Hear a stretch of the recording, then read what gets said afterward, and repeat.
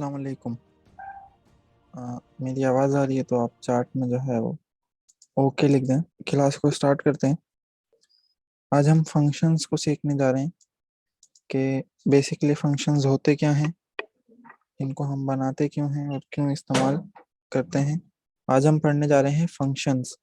जैसे ही फंक्शंस आज हम पढ़ेंगे तो हमारा मॉड्यूल 4 भी कंप्लीट हो जाएगा और फिर हमारी अगले सिर्फ 4 क्लासेस बचेंगी जिसमें हम इन 2 मॉड्यूल्स को कवर करेंगे। मॉड्यूल 4 के बाद ये जो हमारा मॉड्यूल 5 है और मॉड्यूल 6 है। मॉड्यूल 6 इतना इम्पोर्टेंट है आपके लिए कि अगर आपको ऑब्जेक्ट ओरिएंटेड प्रोग्रामिंग या फिर ऑब्जेक्ट ओरिएंटेड अप्रोच आ गई और उस पर आप सही तरीके से काम करने लग गए तो आप इजीली जो है ना मार्केट में अपनी जगह बना सकते हैं और जॉब्स को गेट कर सकते हैं।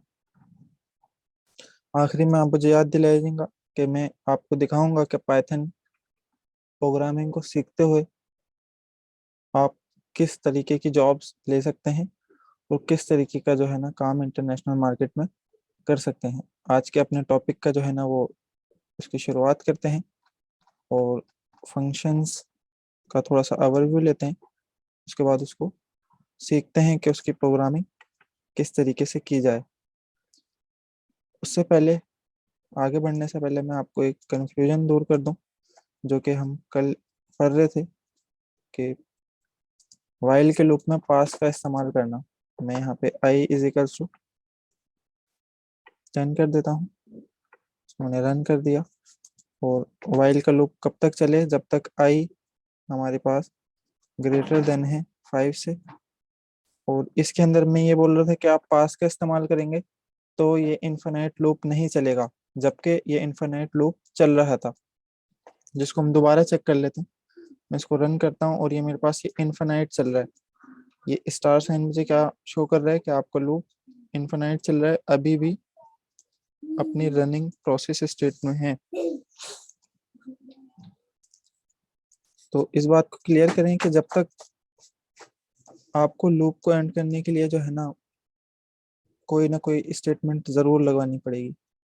पास स्टेटमेंट सिर्फ ये करेगा कि आपके अधूरे काम में एरर जनरेट नहीं करेगा, लेकिन जब कंडीशन पे बात आती है तो फिर इसको तो आपने अपना पूरा करना जरूरी है। अब मैं यहाँ पे आ गया हूँ और मैं यहाँ लगाता हूँ कि I minus I is equals to I-1। इसको रन करता हूँ। उसको दोबारा रन करते हैं क्योंकि मैंने अपना कर्नल रीस्टार्ट किया है, उसको पता नहीं है कि आई क्या है। और मेरा प्रोग्राम जो है ना अब एग्जिट हो रहा है, यहाँ पे मुझे स्टार का साइन नजर नहीं आ रहा। तो पास का काम हम दोबारा ये देख रहे हैं कि भाई पास सिर्फ स्पेसिफिक स्टेट पे हमें जब काम ना आए तो हम उसको जब इस्तेमाल करेंगे। वाइल में उस वक्त इस्तेमाल करेंगे जब हमारे पास बीच की वर्किंग बॉडी, बीच की वर्किंग स्टेटमेंट मौजूद ना हो। इस कंफ्यूजन को दूर करने के बाद आज के अपने टॉपिक पे बढ़ते हैं और हमारा टॉपिक है फंक्शंस। फंक्शंस क्या है? फंक्शंस आप एक प्रोग्राम लिख रहे हैं और अभी तो हम छोटे छोटे प्रोग्राम लिख रहे हैं, प्रोग्राम नहीं कहें आप, समझें छोटी छोटी सी कोडिंग सीख रहे हैं स्पेसिफिक स्पेसिफिक चीज़ों के ऊपर। हम कभी लिस्ट सीख रहे हैं, कभी टपल सीख रहे हैं, कभी डिक्शनरी सीख रहे हैं। तो ये हमारी अभी छोटी छोटी प्रोग्रामिंग है, लेकिन जब हम इनको पूरा एक स्ट्रक्चर वे में कोड करके एक प्रोग्राम को बनाएंगे तो हमारे पास 100 ऑफ लाइंस के कोड्स होंगे। मिसाल के तौर पे फेसबुक ले लें, फेसबुक ने कुछ ना कुछ कोडिंग की होगी और उसकी कोडिंग सिर्फ एक नोटबुक तक नहीं होगी, उसकी तो मिलियंस ऑफ लाइंस में हमारे पास कोडिंग्स मौजूद है। तो फेसबुक उन तमाम कोडिंग्स को किस तरीके से जो है ना मैनेज करता है। मैंने लिखा कि भाई फेसबुक जो बनी हुई है उसके अंदर कितने लाइन ऑफ कोड्स इस्तेमाल हुए हैं, जब जाके एक पूरा हमारे पास फेसबुक जो है ना नजर आता है, मुख्तलिफ फंक्शंस हैं उसके। तो ये बता रहे हैं कि भाई आपने 62 मिलियन लाइन्स इस्तेमाल हुई हैं। 1 मिलियन 10 लाख के बराबर होता है, तो 62 मिलियन से आप अंदाजा लगा लें कि कितने लाइंस जो है ना वो इस्तेमाल हुई होंगी। तो उन्होंने वो तमाम के तमाम 62 लाइंस एक फाइल में तो यूज करी नहीं होंगी, सही, क्योंकि वो फिर फाइल इतनी बड़ी हो जाएगी, उसको मैनेज करना बड़े मसले की बात होगी, वो एक कॉम्प्लेक्स हो जाएगा। और फेसबुक में एक बंदा तो काम करता नहीं है कि वो एक फाइल पे काम कर रहा हो और हर चीज को जो है ना याद रखे। तो इस चीज को हैंडल करने के लिए हमने पढ़ना है फंक्शंस को। फंक्शंस आपके कोड को एक तो रीयूजेबल कर देता है। मिसाल के तौर पे आप एक ने एक फंक्शनलिटी बना ली, उस फंक्शनलिटी को आप बार बार उसकी कोडिंग नहीं कर रहे होंगे, उसका एक फंक्शन बना देंगे जो कि हम सीखेंगे, सही। और उसको बार बार उस फंक्शन को अपनी कोडिंग के अंदर इस्तेमाल कर रहे होंगे। अजान का 2 मिनट का ब्रेक लेते हैं। अभी हमने सिर्फ फंक्शन का ओवरव्यू लिया है कि हम इसको क्यों इस्तेमाल कर रहे हैं, अजान के बाद इसको कंटिन्यू करते हैं। Millions of codes of lines हैं, उनको मैनेज करना है। उनको मैनेज हम मुख्तलिफ ब्लॉक्स ऑफ कोड में जो है ना उसकी कॉम्प्लेक्सिटी को मैनेज कर सकते हैं। फंक्शन का मतलब यह है कि ड्राई, ड्राई से मीनिंग क्या है कि फंक्शंस इस्तेमाल कर रहे हैं। अब ड्राई की फुल फॉर्म है do not repeat your self. हमारे पास दो किस्म के फंक्शंस होते हैं, बिल्ट इन फंक्शंस और user defined functions. Built in functions को हमने बड़े ही बहुत दफा अपनी कोडिंग्स में इस्तेमाल किया है, लेकिन आज हम क्योंकि इसके टॉपिक को लेके चल रहे हैं तो हमें इसका अंदाजा होगा कि बेसिकली प्रिंट का जो हम नाम इस्तेमाल कर रहे थे वो एक फंक्शन था, रेंज हम इस्तेमाल कर रहे थे वो एक फंक्शन था, इनपुट एक फंक्शन था। इसके पीछे पीछे जो है ना कुछ कोडिंग हुई हुई है, जो कोडिंग हमारे पास इंटरप्रेटर के पास जाती है। इंटरप्रेटर उसको मशीन लैंग्वेज में कन्वर्ट करता है। मशीन लैंग्वेज में कन्वर्ट करने के बाद हमें हमारा डिजायर्ड रिजल्ट देता है, सही। अब मैं यहाँ पे एक जैसे प्रिंट का नाम लिख रहा हूँ, प्रिंट। वो प्रिंट लिखने के बाद इसके अंदर मैं लिख रहा हूँ अजहर, और इसको मैं रन कर रहा हूँ। तो प्रिंट का फंक्शन मेरे पास क्या कर रहा है? प्रिंट का फंक्शन मेरे पास ये कर रहा है कि मेरे पास अजहर रिटर्न कर रहा है, जो कि एक स्ट्रिंग है। तो इसकी फंक्शनलिटी क्या हुई कि ये हमारे से एक स्ट्रिंग लेता है, स्ट्रिंग लेने के बाद उसको प्रिंट करवाता है। मैंने आपको लास्ट क्लास में बताया था कि अगर इन दो पैरेंथेसिस के दरमियान में मैं अपना कर्सर जो है ना वो एंटर करूं और शिफ्ट टैब दबाऊं, शिफ्ट टैब दबाने के बाद मेरे पास तमाम इस फंक्शन से रिलेटेड जो रिक्वायरमेंट है वो शो हो रही होगी। इसी तरीके से अगर मैं रेंज लिखूं और रेंज के अंदर मैं 10 लिख दूं, तो मेरे पास रेंज एक ऐसा फंक्शन है जो हमारे पास लिस्ट रिटर्न करेगा। लिस्ट कहाँ से कहाँ तक रिटर्न करेगा? लिस्ट 0 से लेकर 9 तक रिटर्न कर देगा, सही। अब ये रेंज, अब इसको मैं किसी वेरिएबल में सेव करवाऊंगा, और वेरिएबल में सेव करवाने के बाद उस वेरिएबल को गेट करूंगा किस तरीके से? लूप की मदद से। फिर लूप उठ उठ के जाएगा और 0 से लेकर 10 तक हमारे पास चीजों को गेट करके लाएगा। बिल्टर फंक्शंस का तो हमें आइडिया हो गया है। अब यूजर डिफाइंड फंक्शन, हम इस टाइप के फंक्शन खुद कैसे बना सकते हैं, सही। तो उसके लिए हमें ये सिंटैक्स देखना पड़ेगा कि किसी भी फंक्शन को बनाने के लिए हमें किन किन चीज़ों की रिक्वायरमेंट है। सबसे पहले तो हम प्री डिफाइंड कीवर्ड को इस्तेमाल करेंगे जो है डेफ, सही। अब प्री डिफाइंड कीवर्ड है, इसको हम चेंज नहीं कर सकते। जब भी हम कोई फंक्शन बना रहे होंगे तो हम सबसे पहले डेफ लिखेंगे। डेफ लिखने के बाद फंक्शन का नाम आएगा, फंक्शन का नाम के बाद पैरेंथेसिस आएंगे, सही। अब इन पैरेंथेसिस में इन पैरामीटर्स को इस्तेमाल करना आपके ऊपर है कि आप इनको इस्तेमाल ना करें। और अगर आप कोई ऐसी कोडिंग लिख रहे हैं जिसमें इन पैरेंथेसिस का जो है रद्द अमल है, तो फिर आप इसको इस्तेमाल करेंगे। अभी हम इसको आगे देखेंगे तो पैरामीटर्स में क्यों बोल रहा हूँ और इसको इससे क्या काम होता है तो आपको समझ आ जाएगा। बेसिकली एक फंक्शन का कीवर्ड, फंक्शन नाम, पैरामीटर्स, फंक्शन की बॉडी और एक रिटर्न वैल्यू।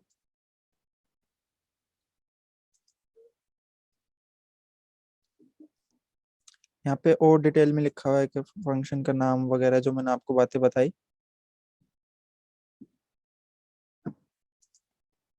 अब इसको रन करेंगे तो फिर इंशाल्लाह आहिस्ता आहिस्ता हमें इसका आइडिया होते रहेगा। अब मैंने यहाँ पे एक फंक्शन लिखा हुआ है, सही।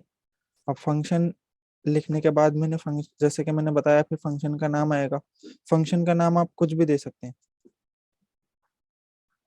ये वेरिएबल की तरह है। मिसाल के तौर पे मैं ग्रीटिंग दे रहा हूँ या फिर मैं ग्रीटिंग्स दे रहा हूँ, तो ये नाम कुछ भी होगा।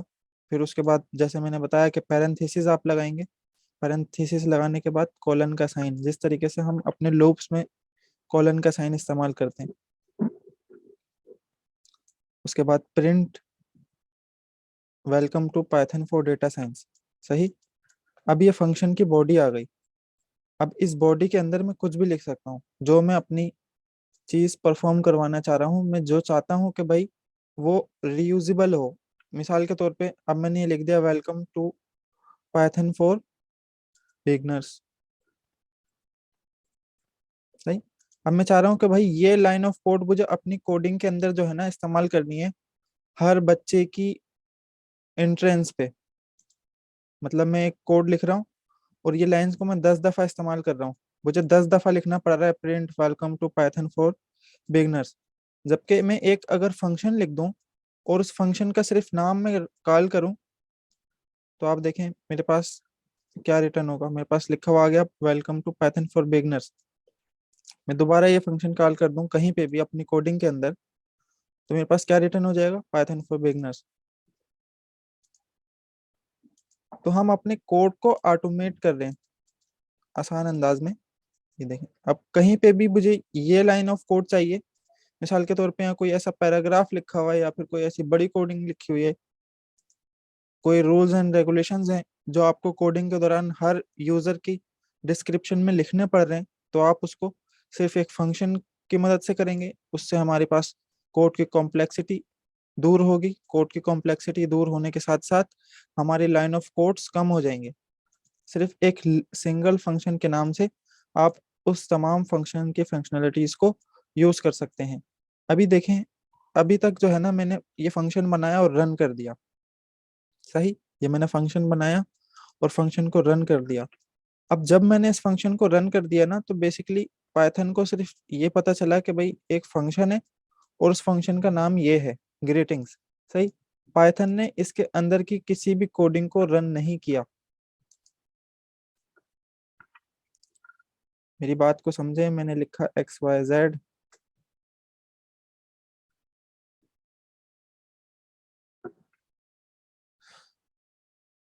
पाइथन सिर्फ यहाँ पे आएगा डेफ ग्रीटिंग्स, बस यहाँ पे आके रुक जाएगा। अंदर की चीज को कब रन करेगा, जब मैं उस फंक्शन का नाम लिखूंगा और उसको चलने का कहूंगा। अब जैसे ही मैंने फंक्शन का नाम लिखा, तो पाइथन आपने जो कि उसकी जहाँ पे उसने डेटा सेव करवाया हुआ होगा वहां पे जाएगा और चेक करेगा क्या भाई ग्रीटिंग्स के नाम से कोई फंक्शन है। वो बोलेगा हाँ भाई एक फंक्शन जो है ना बना है ग्रीटिंग्स के नाम से। तो ग्रीटिंग्स बोलेगा कि भाई मुझे कॉल किया गया है, तो अब आप चलो। तो ग्रीटिंग्स के ऊपर वो स्विच होगा, स्विच होने के बाद वो उसकी बॉडी को रीड करेगा। जैसे ही बॉडी को रीड करेगा उसको मिलेगा welcome to Python for beginners. तो फिर एज इट इज वो चीज इसके अंदर रिटर्न हो जाएगी। जैसे ही इसके अंदर रिटर्न होगी, वो हमारे पास हमारी स्क्रीन पे नजर आना शुरू हो जाएगी। अभी थोड़ा सा ये कॉम्प्लेक्स लग रहा है अगर किसी को, तो मसले की बात नहीं है, हम इसकी और एग्जांपल्स को देखेंगे तो ये हमारे पास तमाम इसकी कॉम्प्लेक्सिटीज जो हैं वो दूर हो जाएंगी। फंक्शन की एक और एग्जांपल को देखते हैं कि हम इसको किस तरीके से अपने कोड में रीयूजेबल कर सकते हैं। मैंने एक फंक्शन लिखा ऐड टू नंबर्स। सही। और नंबर 1 नंबर 2 उसमें मैंने डिफाइन कर दिया वेरिएबल के अंदर, और एक वेरिएबल बनाया जो उन दोनों वेरिएबल्स की एडिशन कर रहा है, और मेरे पास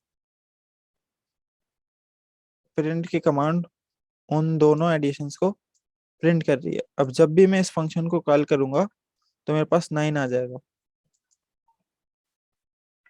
ये मेरे पास फंक्शन बन तो गया, लेकिन इसकी कोई रियूजेबिलिटी नहीं है। रियूजेबिलिटी नहीं है, इससे क्या मुराद है कि ये हर दफा एक ही मेरे पास आंसर जो है ना रिटर्न करेगा। अगर तो मुझे हर दफा एक ही आंसर और एक ही टाइप का आउटपुट चाहिए, तो फिर मैं इस तरीके की कोडिंग करूंगा। मिसाल के तौर पे उस वक्त फिर मुझे पैरामीटर्स को इस्तेमाल करने की जरूरत पेश नहीं आएगी। मैं एक और कोड लिख रहा हूँ। मैंने, आप समझ लें, किसी भी बंदे का नाम प्रिंट करवाना है, मिलन पार्मर। मैंने फंक्शन लिखा और पहला नाम दे दिया, दूसरा नाम दे दिया, तीसरा नाम दे दिया, स्पेस इन दोनों के दरमियान में, और बेसिकली उन तीनों की मैंने एडिशन करवा दी, क्योंकि ये तीनों चीजें स्ट्रिंग हैं तो इनकी कॉन्केटिनेशन हो गई। जैसे ही कॉन्केटिनेशन हुई, प्रिंट की मदद से मैंने उनको प्रिंट करवा दिया, और जनरेट फुल नाम की मदद से मैं इस फंक्शन को कॉल कर रहा हूँ। जैसे इस फंक्शन को कॉल कर रहा हूँ तो इस फंक्शन के अंदर तमाम चीजें रन हो रही हैं। तो फंक्शन इतना आसान है, घबराने की बात नहीं है इसमें। हम देख रहे हैं इसका। सही है भाई, ये एग्जांपल हम देख चुके हैं, ये एग्जांपल भी हम देख चुके हैं। इसको मैं अगर दोबारा रन करूं तो मेरे पास टेक्सचर जो है ना वो आ रहा है।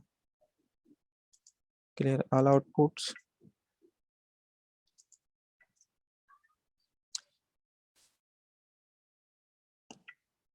अब सिंपली हमने फंक्शंस को दे देखा, लेकिन फंक्शंस में नाम डिफाइंड है, तो उससे फिर हमारे पास रियूजेबल, जो कि फंक्शन की एक फंक्शनलिटी है, फंक्शन की एक कैरेक्टरिस्टिक है, उस पे वो पूरा नहीं उतर रहा।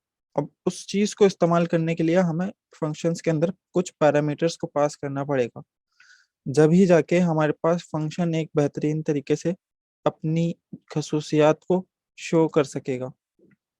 अब उन खसूसियात को शो करने के लिए फंक्शन का असल में मकसद क्या है वो देखते हैं। एक फंक्शन बनाया ग्रीट के नाम से, और उसके अंदर हमने लिखा हुआ है नाम। अब ये नाम क्या है? नाम एक पैरामीटर है। नाम एक ऐसी वैल्यू है, जब हम फंक्शन का नाम कॉल करेंगे और उसके अंदर एक वैल्यू पास करेंगे, तो ये वैल्यू उठ के यहाँ पे आ जाएगी इस नेम के अंदर। और इस नेम के अंदर जब आ जाएगी तो फंक्शन अपने अंदर की वैल्यूज को चेक करेगा। जैसे ही अपने अंदर की वैल्यूज को चेक करेगा तो वो यहाँ पे देखेगा नेम का भाई एक वेरिएबल जो है ना यूज हुआ है। अब जैसे ही नेम का वेरिएबल यूज हुआ है तो इस नेम के अंदर क्योंकि अजहर आया हुआ है, तो ये hello Azhar good morning print कर देगा। मैंने इस फंक्शन को रन किया, अभी तक ये चीज रन नहीं हुई, सिर्फ पाइथन को इस चीज का पता चला है। अब जैसे ही मैं फंक्शन का नाम कॉल करूंगा उसके अंदर एक वैल्यू को देके, तो मेरे पास hello Azhar good morning print हो जाएगा। सही। मैं अगर अजहर इस तरीके से नहीं देना चाह रहा तो मैं इसको एक ऐसे दे देता हूँ, ए इज इक्वल्स टू, सही भाई, नीरज मिसाल के तौर पे मैं दे रहा हूँ। इसको मैंने रन किया, मैंने यहाँ से ए उठाया और ए मैंने इसके अंदर पास कर दिया। मैंने रन किया तो यहाँ से मेरी वैल्यू उठ के यहाँ पे आई, फिर यहाँ से मेरी वैल्यू उठ के इस नेम के अंदर गई। ये वेरिएबल मैं कुछ भी इस्तेमाल कर सकता हूँ, ये जरूरी नहीं है कि मैं नेम लिखूं। तो जब भी ये नेम जो है हमारे फंक्शन के अंदर रिलेट होगा, कनेक्ट होगा। दूसरी, अब आपको फंक्शन एक दफा बनाने आ गए तो आप फंक्शन का मुख्तलिफ तरीकों से जो है ना इस्तेमाल कर सकते हैं। मिसाल के तौर पे आप कैलकुलेटर्स बना सकते हैं, साइंटिफिक कैलकुलेटर बना सकते हैं, और उसमें कोडिंग आपकी फिर कम से कम इस्तेमाल हो रही होगी। सर ये वाली वैल्यू ए से नेम पर कॉपी हो जाएगी। माइक ऑन करके आप सवाल कर सकते हैं Neeraj.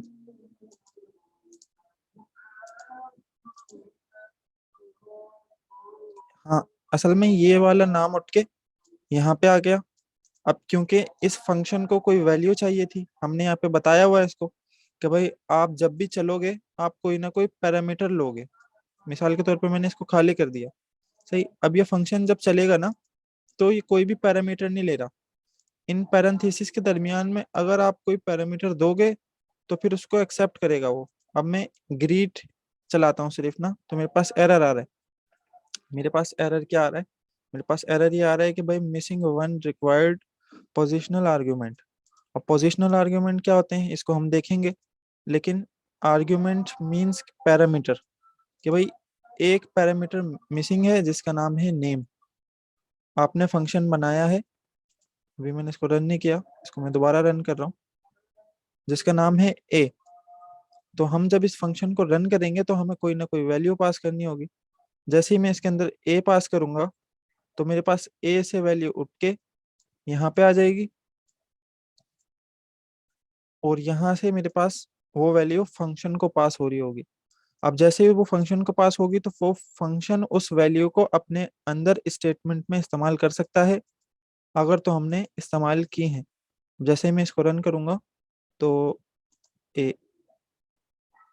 Name name is not defined. अच्छा, यहाँ पे मुझे ए करना पड़ेगा क्योंकि मैंने यहाँ पे ए करा हुआ है और मैंने यहाँ पे नेम कर दिया। अब उसको पता नहीं है कि नेम क्या है। तो जैसे ही मैं यहाँ पे नेम करूंगा और अपना फंक्शन चलाऊंगा तो हेलो नीरज, गुड मॉर्निंग।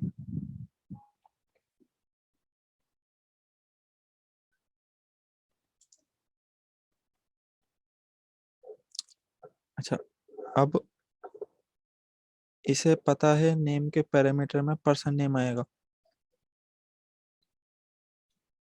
इसको बड़ा करते हैं 1 मिनट, फिर आपके मैं जवाब देता हूँ। FLM, देखिए यहाँ पे आप कुछ भी लिख सकते हैं, ये कोई भी पैरामीटर ले लिख सकता हूँ। मिसाल के तौर पर मैंने लिख दिया भाई सुमैया, सही। और अब फिर मुझे यहाँ पे जो मैंने कीवर्ड इस्तेमाल किया है वो मैं अपने इस फंक्शन के अंदर इस्तेमाल करूंगा तमाम जगह पे। यहाँ पे मेरे लिए मसला नहीं है, यहाँ पे मैं ऐसे भी लिख सकता हूँ। सही, मैंने रन किया तो मुझे सुमैया रिटर्न हो रहा है। सही, मैं इसको दोबारा रन करा मैंने फंक्शन को और यहाँ पे मेरे पास सुमैया रिटर्न हो रहा है। अगर मैंने इसको यहाँ से कोई भी चीज नहीं दी और मैंने इसको रन कर दिया तो मुझे वो एरर दे रहा है। वो मुझे एरर दे रहा है कि भाई आपने जब फंक्शन बनाया था तो आपने ये रिक्वायरमेंट रखी थी कि कोई ना कोई वैल्यू यूजर से गेट करो। अगर तो वैल्यू कोई आप यूजर से गेट नहीं कर रहे तो वो हमें एरर देगा, जो कि ये है। अब मैं ऐसे भी कर सकता हूँ, मैं ग्रीट ए पास कर सकता हूँ। सही, मैंने ग्रीट ए पास किया और अब मेरे पास नीरज शो हो गया। अब जो वेरिएबल आपने यहाँ पे इस्तेमाल किया है जरूरी नहीं है कि वो यहाँ पे सेम हो। कंफ्यूजन आपको ये हो रही होगी कि मैंने यहाँ पे सुमैया इस्तेमाल किया है तो यहाँ पे भी मुझे सुमैया इस्तेमाल करना है क्या? नहीं, यहाँ पे आप कोई भी वेरिएबल इस्तेमाल कर सकते हैं। मिसाल के तौर पर मैं यहाँ पे लिख रहा हूँ, एक और वेरिएबल बना रहा हूँ C = और उसके अंदर वैल्यू दे रहा हूँ टैग शोर। सही, और यहाँ पे मैंने C लिख दिया। इसको पहले रन करते हैं और यहाँ पे मेरे पास लिखा हुआ है हेलो टैग शोर गुड मॉर्निंग। अब पाइथन को कैसे पता चला कि भाई ये C को आपने सुमैया से कनेक्ट करना है? अब ये अंदर की जो है ना डीप की वर्किंग है, बैकएंड की वर्किंग है। मतलब अब क्योंकि हम एक वेरिएबल ले रहे हैं इसके अंदर, सुमैया एज अ वेरिएबल यहाँ पे जो है ना डील हो रही है, तो पाइथन को पता है कि भाई जब आप एक वैल्यू पास करोगे ना तो वो डायरेक्टली इसको इससे पास कर देगा। सही, अभी भी कोई कंफ्यूजन है तो बताएं आप। ये वेरिएबल कोई भी हो सकता है, तो मैं अजहर भी लिख सकता हूँ, डायरेक्ट भी पास कर सकता हूँ अपनी वैल्यू को। शर्त ये है कि यहाँ पे आप कोई ना कोई वैल्यू लगाएं। अब वो वैल्यू क्यों लगाएं? क्योंकि जब यहाँ पे कोई ना कोई वैल्यू गेट होगी, मतलब फंक्शन यहाँ से अपनी वैल्यू को जैसे देगा। मतलब यहाँ पे अजहर आया, अब वो अजहर सेंड करेगा इसको। अब यहाँ से अजहर उठ के आया, अब यहाँ पे कोई पकड़ने वाला तो हो। अब मिसाल के तौर पे ये वेरिएबल है, अब इस वेरिएबल ने कैच किया अजहर को और अपने पास जो है ना सेव कर लिया। अब दोबारा ये आगे आया, अब आगे आके ये फंक्शन अपनी बॉडी को रीड कर रहा है one by one one by one. ये पाय इस वाली लाइन पे आया, यहाँ तक तो सही चल रहा है। अब इस यहाँ पे आया और बोल रहा है भाई एक वेरिएबल इस्तेमाल हुआ है सुमैया के नाम से, इसकी वैल्यू क्या है? सही, तो ये फिर ऊपर जाएगा दोबारा, बोलेगा हाँ भाई हमारे पास सुमैया नाम का एक वेरिएबल है जिसके अंदर अजहर नाम की वैल्यू सेव है। तो यहाँ पे अजहर नाम की वैल्यू आएगी और hello plus Azhar good morning हमारे पास रिटर्न हो जाएगा। तो बेसिकली ये वेरिएबल कोई भी नाम का हो सकता है, सिर्फ इसको हम वैल्यू को कैच करने के लिए इस्तेमाल करते हैं। आगे बढ़ते हैं, एक एग्जांपल और देखते हैं। एक फंक्शन लिखा हुआ है जो कि बेसिकली क्या कर रहा है, वो ये कर रहा है कि वो एक आर्ग्यूमेंट ले रहा है, एक पैरामीटर ले रहा है। आर्ग्यूमेंट कहूँ या फिर पैरामीटर करूँ, कहूँ बात एक ही है। उसके अंदर हमने एक वेरिएबल जीरो के नाम से इनिशियलाइज कराया। उसके बाद for I in range n+1, loop कब तक चलाओ, लूप n+1 तक चलाओ, जो भी वैल्यू यहाँ पे आएगी, और उन सबका टोटल करके आप रिटर्न कर दो। सही। तो हमने यहाँ पे फिर उस फंक्शन का नाम लिखा और उसके अंदर 10 वैल्यू जो है ना वो पास करी। जैसे ही 10 वैल्यू पास करी, 10 वैल्यू उठ के n में आएगी। n में आने के बाद ये फंक्शन चलेगा, फंक्शन जैसे ही चलेगा तो टोटल की वैल्यू इनिशियलाइज हो जाएगी, 4 की वैल्यू इनिशियलाइज होगी। यहाँ पे 10+1 हो जाएगा जो कि 11 है, लेकिन वो 10 दफा चलेगा। सही।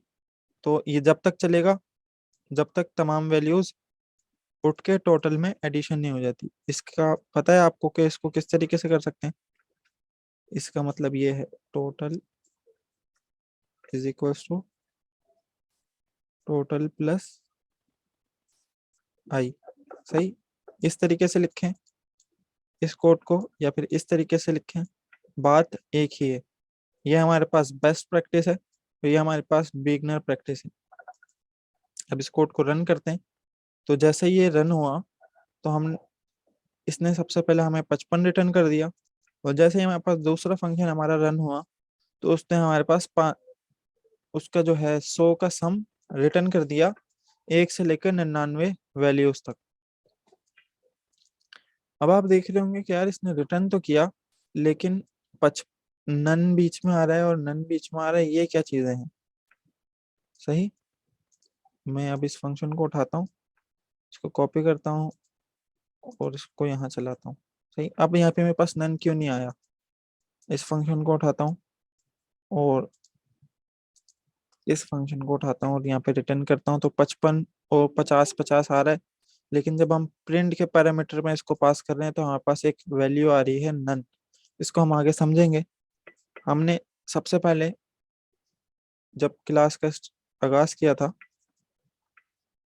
तो हमने ये देखा था कि फंक्शन जब भी बनता है तो फंक्शन का नाम होता है, जो कि हम कुछ भी रख सकते हैं, फंक्शन का कीवर्ड होता है, और पैरेंथेसिस का हमें इस्तेमाल करना है। अब पैरेंथेसिस के अंदर हम पैरामीटर चाहें तो इस्तेमाल करें अगर हम कोडिंग में इस्तेमाल कर रहे हैं, वरना हम बगैर इसके भी पैरामीटर्स के अपनी कोडिंग कर सकते हैं। एक वैल्यू हमने देखी थी रिटर्न की, इस रिटर्न को हम आगे डिस्कस करेंगे। अभी आप ये समझें कि हमारे पास नन जो यहाँ पे रिटर्न हो रहा है, कहाँ पे गया, यहाँ पे, ये नन इसलिए रिटर्न हो रहा है क्योंकि हम फंक्शन जो है ना बाय डिफॉल्ट हमारे पास नन रिटर्न करता है। अगर हम कोई वैल्यू रिटर्न करेंगे ना तो वो हमें वो स्पेसिफिक वैल्यू रिटर्न कर रहा होगा। अभी हम अपने फंक्शन के अंदर हमने रिटर्न का पैरामीटर इस्तेमाल नहीं किया यहाँ तक, यहाँ तक मतलब हमने ये फंक्शन लिख दिया, हम रिटर्न इस्तेमाल नहीं कर रहे। लेकिन अगर हम रिटर्न इस्तेमाल करें तो हमारे पास ये नन नहीं आएगा। वो किस तरीके से? मैं यहाँ से प्रिंट को हटा देता हूँ। सही। मैंने ये प्रिंट हटाया, अब ये प्रिंट में फंक्शन के अंदर जो है ना प्रिंट करवा रहा था, लेकिन मैं चाहता हूँ कि यार मेरे पास अच्छा आउटपुट आए, तो मैं क्या करूंगा, रिटर्न टोटल। इस रिटर्न का काम क्या है? इस रिटर्न का काम ये है कि भाई ये जो भी प्रोसेसिंग हो, और वो प्रोसेसिंग होने के बाद आपके पास जो टोटल की वैल्यू आए, वो आप टोटल की वैल्यू रिटर्न कर दो। टोटल की वैल्यू रिटर्न कहाँ करो? इस एन में करो। सही। ये तमाम काम हो गया। अब जैसे ये एन आया था, इसी तरीके से ये टोटल अब इस एन में वापस जा रहा है। पहले तो आया था, अब ये वापस जा रहा है। अब ये प्रोसेसिंग हुई, यहाँ पे 55 आ गया, 55 आने के बाद ये रिटर्न हुआ। जैसे ही रिटर्न हुआ तो अब यहाँ पे 10 के बजाय 55 रिटर्न हो जाएगा। 55 जैसे ही रिटर्न होगा प्रिंट उसको प्रिंट करवा देगा। मैं इसको रन करता हूँ तो अब आप देखें मेरे पास रन नन लिखा हुआ नहीं आ रहा। सही। और जबकि मैं प्रिंट अंदर अंदर लगा के करूँ तो मेरे पास नन लिखा हुआ आ रहा है, क्योंकि पाइथन बाय डिफॉल्ट अगर रिटर्न इस्तेमाल ना करें तो नन हमें रिटर्न कर रहा होता है। अच्छा, अभी तो हम एक पैरामीटर को देख रहे थे, यहाँ पे भी हमने एक पैरामीटर लिया, यहाँ पे भी हमने एक पैरामीटर लिया। हम दो पैरामीटर्स को भी इस्तेमाल कर सकते हैं किसी भी फंक्शन को डिफाइन करते वक्त, और हम उसके अंदर जो भी कोडिंग लिखेंगे उसको हम बार बार रीयूजेबल कर सकते हैं, सिर्फ फंक्शन का नाम लिख के उसके अंदर वैल्यूज को पास करके। यहाँ पे मैं क्या कर रहा हूँ, यहाँ पे मैं लिख रहा हूँ कि भाई कोर्स सैफुल्ला और पाइथन। अब ये कोर्स फंक्शन का नाम है और उसके अंदर दो वैल्यूज पास हो रही हैं। पहली वैल्यू पास होगी और वो नाम के पास जाएगी, सही, और दूसरी वैल्यू पाइथन पास होगी तो वो कोर्स नेम पे जाएगी। ऐसा नहीं होगा कि ये सैफुल्ला वाली वैल्यू उठ के कोर्स नेम पे आ रही हो और ये वाली पाइथन की वैल्यू उठ के नेम पे आ रही हो। पाइथन ऑर्डरली लेके चलेगा, इस वैल्यू को पहली वैल्यू को असाइन करेगा और इस वैल्यू को दूसरी वैल्यू को असाइन करेगा। जैसे ये कोड चलेगा इसके अंदर हमने जो कोडिंग की हुई है वो कोडिंग चल जाएगी, और हमें hello Saifullah welcome to Python for data science, your name is Python. यहाँ पे हम देख रहे थे कि यहाँ पे काम क्या हुआ है। यहाँ पे काम ये हुआ है कि हमारे पास एक फंक्शन, हमने नाम हुसैन हुसैन फंक्शन को दिया है, फंक्शन में नाम हुसैन जा रहा है, और नाम के साथ हमारे पास welcome to Python for data science जो है वो कॉन्केटिनेट हो रहा है, मतलब ऐड हो रहा है। जैसे ही ऐड हो रहा है तो वो हमें मैसेज के अंदर रिटर्न हो रहा है और यहाँ पे प्रिंट हो रहा है। अगर मैं इस रिटर्न को कमेंट कर दूं और इस प्रोग्राम को चलाऊं तो मेरे पास नन रिटर्न हो रहा है। नन क्यों रिटर्न हो रहा है? क्योंकि हम यहाँ से कोई वैल्यू को रिटर्न नहीं कर रहे। Function by default none return करता है।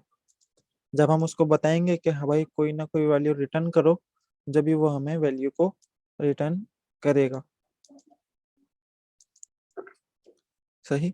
मैं इस तरीके से भी कर सकता हूँ कि मैं ये जो है अंदर इस्तेमाल कर लूँ। किस तरीके से? मैं इस तरीके से मैं इसको कमेंट कर देता हूँ। कमेंट करने के बाद एक कमांड लिखता हूँ प्रिंट,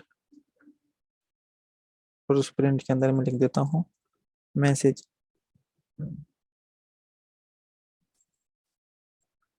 सही। अब मैंने प्रिंट के अंदर मैसेज लिख दिया, तो अब मेरी वैल्यू जो है ना इस तरीके से भी रिटर्न हो रही है, जैसे यहाँ पे हो रही थी यहाँ पे भी हो रही है। लेकिन अभी यहाँ पे पाइथन को पता नहीं है कि वैल्यू असल में बेसिकली रिटर्न हो रही है। तो मुझे वो क्या करेगा, वो ये मैसेज दिखा तो देगा, लेकिन इस मैसेज के साथ साथ एक नन वेरिएबल भी दिखाएगा। ये देखें, नन वेरिएबल भी दिखा रहा है। तो बेस्ट प्रैक्टिस क्या है कि आप रिटर्न मैसेज इस तरीके से करें, अपनी कोई भी वेरिएबल या फिर कोई भी वैल्यू को फंक्शन के तहत से रिटर्न। अब मैं इसको रन कर रहा हूँ तो मेरे पास Hussain welcome to Python for data science एक ही दफा आ रहा है। ये दो दफा क्यों नहीं आ रहा? मैंने यहाँ पे भी तो लिखा हुआ, एक ये वाला आना चाहिए और एक ये वाला आना चाहिए, Hussain welcome to Python for data science, जबकि मेरे पास एक ही चीज जो है ना रिटर्न हो रही है। तो इसकी जो है ना कॉन्सेप्ट ये है कि रिटर्न के बाद जो है ना कोई भी कमांड आपके प्रोग्राम की नहीं चलती, आपके फंक्शन की नहीं चलती। सही। रिटर्न के बाद में कोई भी कोडिंग कर दूं, पाइथन उसको स्किप कर देगा। पाइथन को नहीं पता कि रिटर्न के बाद मेरे पास क्या क्या चीज जो है ना वो यूज हुई है। हाँ, मैं रिटर्न से पहले जितनी भी लाइन ऑफ कोडिंग्स को इस्तेमाल करूंगा, पाइथन उसको समझ रहा होगा और वो मेरे पास सही तरीके से उसका आउटपुट दिखा रहा होगा। अब देखिए मेरे पास दो दफा Hussain welcome to Python for data science नजर आ रहा है। सिंगल पैरामीटर यहाँ पे बता रहा है। बेसिकली मैंने एक फंक्शन बनाया, मतलब मेरी रिक्वायरमेंट है कि भाई जब भी मैं कोई वेरिएबल पास करूं उसके अंदर आप ऑटोमेटिकली 10 जो है ना वो ऐड करवाओ और उसको रिटर्न करवा दो। आप ऐसे भी कर सकते हैं कि यहाँ पे आप 10 ना लिखें और यहाँ पे 10 लिख दें, और अच्छी कोडिंग हो जाएगी। इसको मैंने हटा दिया, तो जब भी मेरा फंक्शन चलेगा मेरी दी गई वैल्यू में ऑटोमेटिकली 10 ऐड करवा के उसको मेरे पास रिटर्न कर देगा। आप अपना कोई स्क्वायर का फंक्शन भी बना सकते हैं। मिसाल के तौर पे आप एक जो है ना ये कोडिंग लिख रहे हैं ऐसी, कैसी कोडिंग लिख रहे हैं कि ए के अंदर हमारे पास 10 है और 10 का हमें जो है ना मल्टीप्लिकेशन चाहिए, तो आप एक फंक्शन बनाएंगे बी, और बी के अंदर क्या करेंगे, ए मल्टीप्लाई बाय ए। उसके बाद प्रिंट की लाइन इस्तेमाल करेंगे और प्रिंट के अंदर बी को दिखाएंगे। जब भी आप मल्टीप्लिकेशन कर रहे होंगे तो आप एक वेरिएबल को इनिशियलाइज कराएंगे, दूसरे वेरिएबल को इनिशियलाइज करके उस कोडिंग को करेंगे। लेकिन आपने एक दफा एक फंक्शन बना दिया तो फिर आप उसको कहीं पे भी सिर्फ अपने फंक्शन के नाम में रिटर्न करेंगे और वो वैल्यू आपके पास गेट हो जाएगी।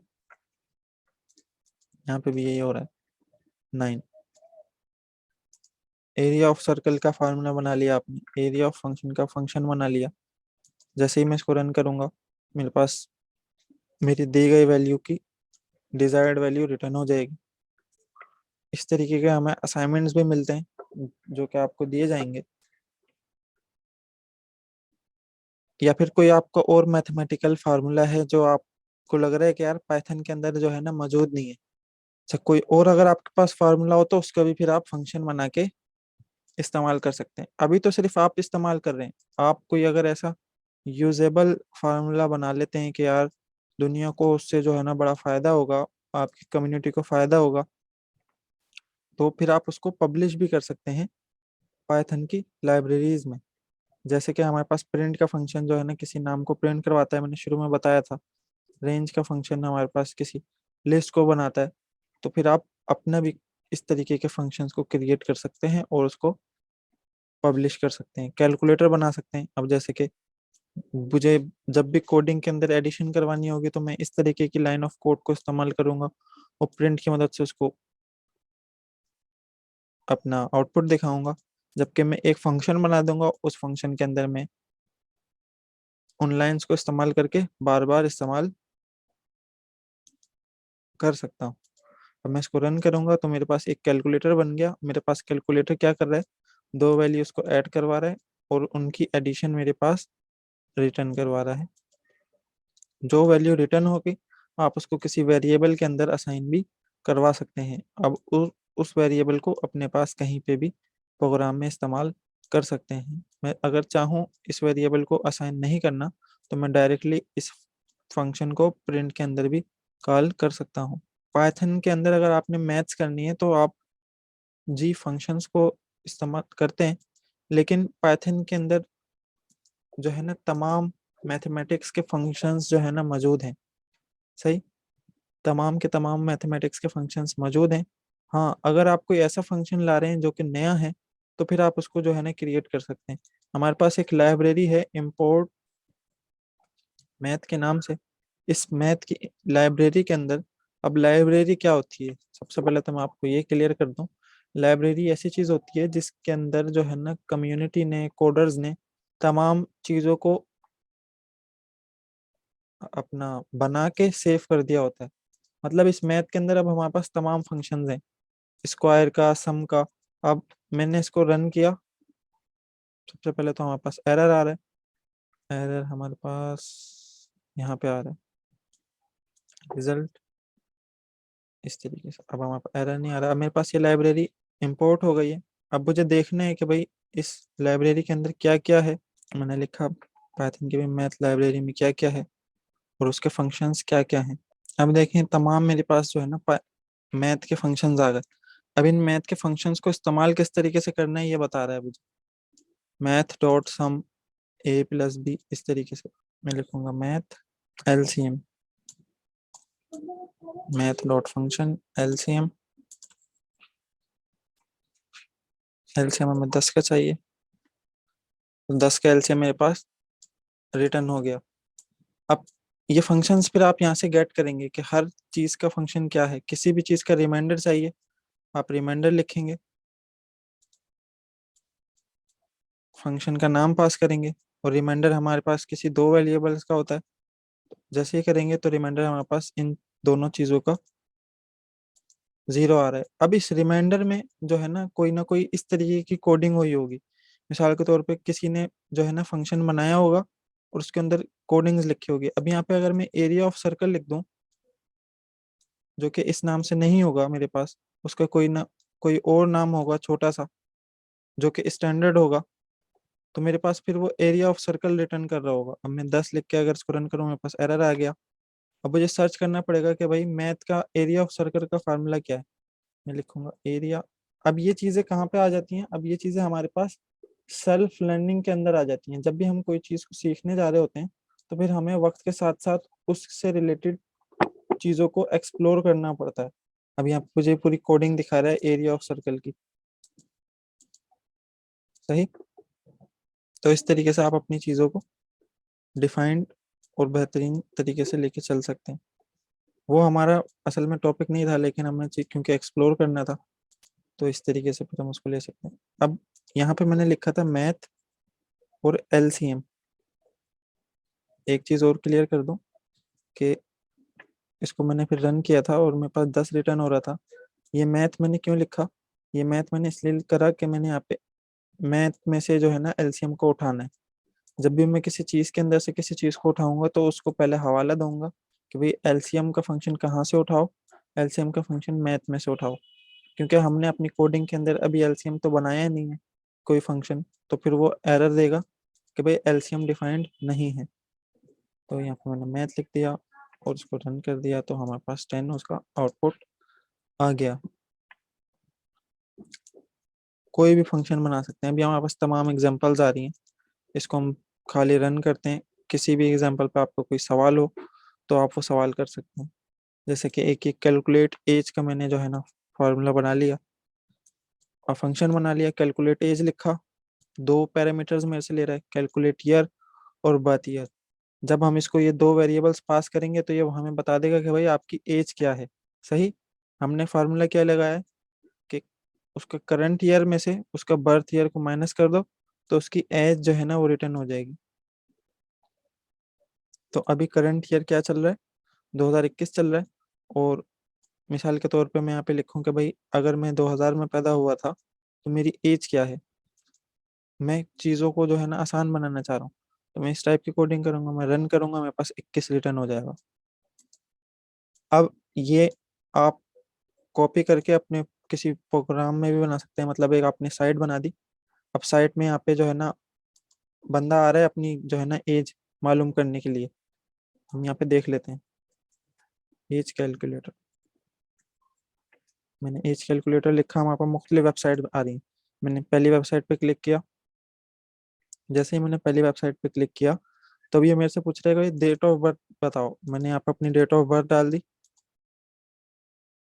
ना, इस तरीके से। और और कहाँ तक आप देखना चाह रहे हो कि आपकी एज जो है ना क्या है, तो मैं चाह रहा हूँ कि भाई आप आज तक की डेट तक मेरी जो है ना डेट ऑफ बर्थ आप मुझे बता दो। तो वो उसने तमाम कैलकुलेशंस करके आप बता दी कि भाई अभी आप कितने साल के हो, 21 साल के हो, 21 साल 10 मंथ और 24 डेज। तो इसके पीछे सारी कोडिंग क्या इस्तेमाल हो रही है। अब ये चीज उठा के बार बार आपका कोड थोड़ी चला रहा होगा। इसके ओनर ने क्या करा होगा इस वेबसाइट के, सिर्फ उसने ये लाइन ऑफ कोड लिख दिया होगा, और ये लाइन ऑफ कोड लिखने के बाद उसने एक ये लाइन लिख दी। अब जब भी कोई नया यूजर आएगा, वो सिर्फ यहाँ पे न्यू दो वेरिएबल्स को पास करेगा। जैसे ही दो वेरिएबल्स को पास करेगा, फिर हमारे पास उसका डिजायर्ड जो है ना आउटपुट गेट हो जाएगा। तो आगे बढ़ते हैं। ये बाकी फिर फंक्शंस आ रहे हैं, वेट ऑफ ऑब्जेक्ट। ये फिर आप अपने डिजायर्ड चीज़ों को करेंगे। हम रिटर्न करते हैं, अब रिटर्न स्टेटमेंट पे आते हैं। हमने ऊपर सरसरी तौर पर रिटर्न को देखा था, अब थोड़ा सा और बेहतर तरीके से देखते हैं कि रिटर्न काम क्या करता है। ये हमारा फंक्शन है, फंक्शन का कोई भी नाम हो सकता है, उसके स्टेटमेंट्स हैं। हमने देखा था कि रिटर्न के बाद हमारे पास कोई भी वैल्यू नहीं चलती, पाइथन उसको जो है अपना स्किप कर देता है। रिटर्न से पहले पहले तमाम हमारी वेरिएबल्स को चला रहा होता है। अगर हम रिटर्न का इस्तेमाल ना करें, तो हमें नन नन रिटर्न कर रहा होता है। मैं चला रहा हूँ, मेरे पास नन रिटर्न हो रहा है। ऊपर ग्रीट के फंक्शन में हमने रिटर्न इस्तेमाल नहीं किया हो।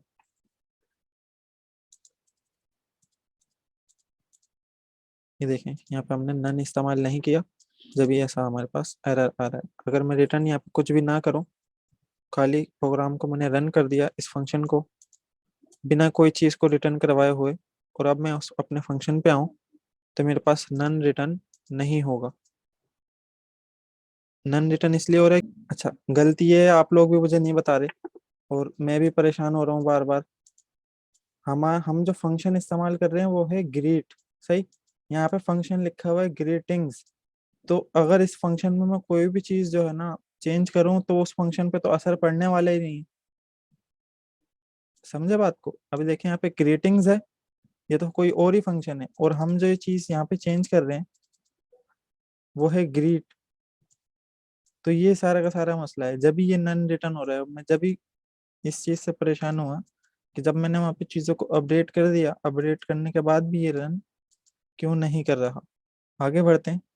तो बेसिकली कॉन्सेप्ट यहाँ पे है कि अगर रिटर्न इस्तेमाल करेंगे तो नन नहीं आएगा, और अगर रिटर्न इस्तेमाल नहीं करेंगे तो नन हमारे पास रिटर्न होगा। आगे आते हैं और अब आर्ग्यूमेंट्स को पढ़ते हैं, उसको हम किस तरीके से हैंडल कर सकते हैं। अभी तक कोई सवाल, कोई कंफ्यूजन हो किसी भी चीज़ से रिलेटेड तो आप सवाल मेरे से कर सकते हैं। अगर कोई सवाल नहीं है तो आप जो है ना मुझे चार्ट में ओके लिख दें। अभी तक तमाम चीज़ें आपको समझ आ गई हों कि भाई फंक्शन क्या होता है, उसको इस्तेमाल क्यों करते हैं, उसको प्रिंट किस तरीके से करवाते हैं। किसी को भी कोई मसला हो तो आप पूछ सकते हैं। चीज़ों को डिटेल में इस तरीके से लेके चल रहे हैं कि फिर आपके इसके कॉन्सेप्ट्स आगे ज़िंदगी में कभी भी कॉन्फ्लिक्ट ना करें। वरना मैं सिर्फ आपको ये बताता कि ये फंक्शन होता है, इसको इस तरीके से डिफाइन करते हैं और इसको इस तरीके से लेके चलते हैं, बस ये हमारी फंक्शन की जो मॉड्यूल था वो कंप्लीट हो गया। नहीं, हम इसको पूरा टाइम इसलिए देते हैं कि भाई हर लिहाज से आपको उसकी वर्किंग समझ आए। ये पैरामीटर्स अब डबल हमारे पास आ गए। डबल पैरामीटर्स का मैंने आपको अभी यहाँ पे मैं बताता हूँ। ये मेरे पास फंक्शन है, मैंने इसको रन करा। सबसे पहले इसकी वर्किंग देखते हैं। ये फर्स्ट नेम और लास्ट नेम को एक साथ प्रिंट करवा रहे हैं, सही। अब मैं इस फंक्शन को कॉल कर रहा हूँ, प्रिंट फुल नेम, ये फंक्शन का नाम है। अब इसके अंदर मैं वैल्यू किस तरीके से पास कर सकता हूँ। एक तो मेरे पास ये चीज़ है कि भाई मैं ऐसे करूँ, मोहम्मद जिशान। मैं जैसे मोहम्मद जिशान पास करूंगा तो ये मोहम्मद उठ के इस फर्स्ट नेम में आ जाएगा असेंडिंग ऑर्डर को देखते हुए, और ये जिशान उठ के इस लास्ट नेम में आ जाएगा, सही। मैं इसको रन करता हूँ तो मेरे पास मोहम्मद जिशान रिटर्न हो गया। जबकि अगर मैं पाइथन को बता दूं, मैं बता भी सकता हूँ पाइथन को कि भाई मोहम्मद जो है ना वो आपने फर्स्ट नेम में डाल लें, और जिशान जो है ना आपने लास्ट नेम में डालना। तो पाइथन समझेगा कि हाँ भाई सही। मैं इस तरीके से भी कर सकता हूँ। अगर मैं इसको कॉपी कट करूँ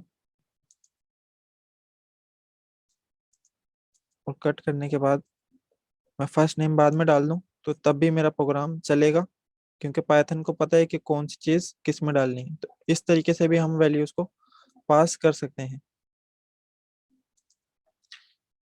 यहाँ पे वही एग्जांपल है, यहाँ पे नंबर्स को पास किया जा रहा है, नंबर 2 में 3 और नंबर 1 में 2 को। यहाँ पे एक लाइन भी लिखी हुई है कि अब हमारे पास ऑर्डर मैटर नहीं करता। आप कोई भी वैल्यू किसी भी तरीके से जो आपको पहले याद आए या फिर जो आपके पास पहले गेट हो उसको पास कर सकते हैं। मेरे पास यहाँ पे 5 रिटर्न हो गया इन दोनों की वैल्यूज का सम होके।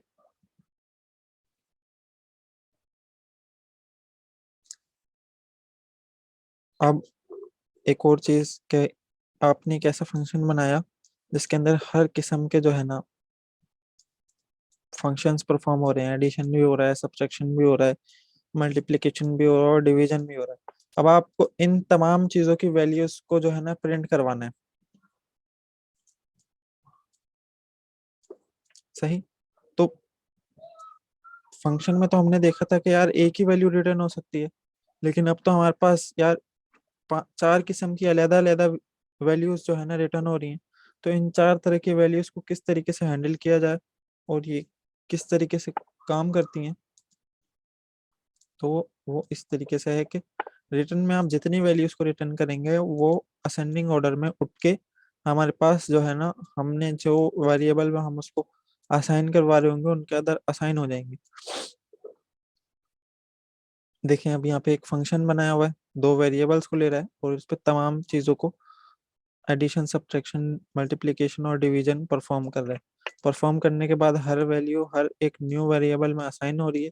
असाइन होने के बाद रिटर्न के फंक्शन से रिटर्न हो रही है। अभी तो ये फंक्शन जो है ना दो वैल्यूज को लेके गया था, लेकिन जब ये वापसी आ रहा है तो ये हमारे पास चार वैल्यूज को लेके आ रहा है। अब तो चार वैल्यूज हमारे पास आ चुकी हैं, तो उनको हम वन बाय वन चार वेरिएबल्स में असाइन करवा रहे हैं।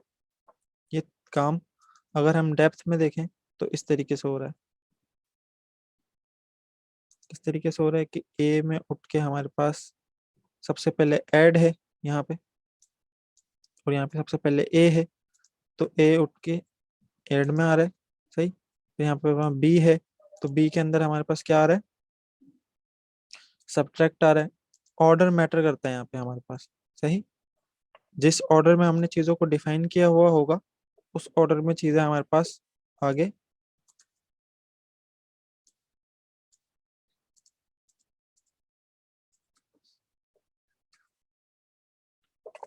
चीजों में असाइन हो रही होंगी।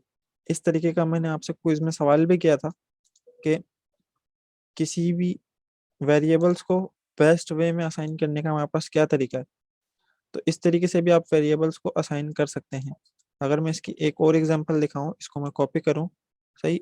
मेरे पास चार वेरिएबल हैं और उनमें मुझे अलग अलग वैल्यूज को असाइन करना है, तो मैं क्या करूंगा, 10 लिखूंगा, कॉमा डालूंगा, 20 लिखूंगा, फिर कॉमा डालूंगा, 30 लिखूंगा, कॉमा डालूंगा, 40 लिखूंगा।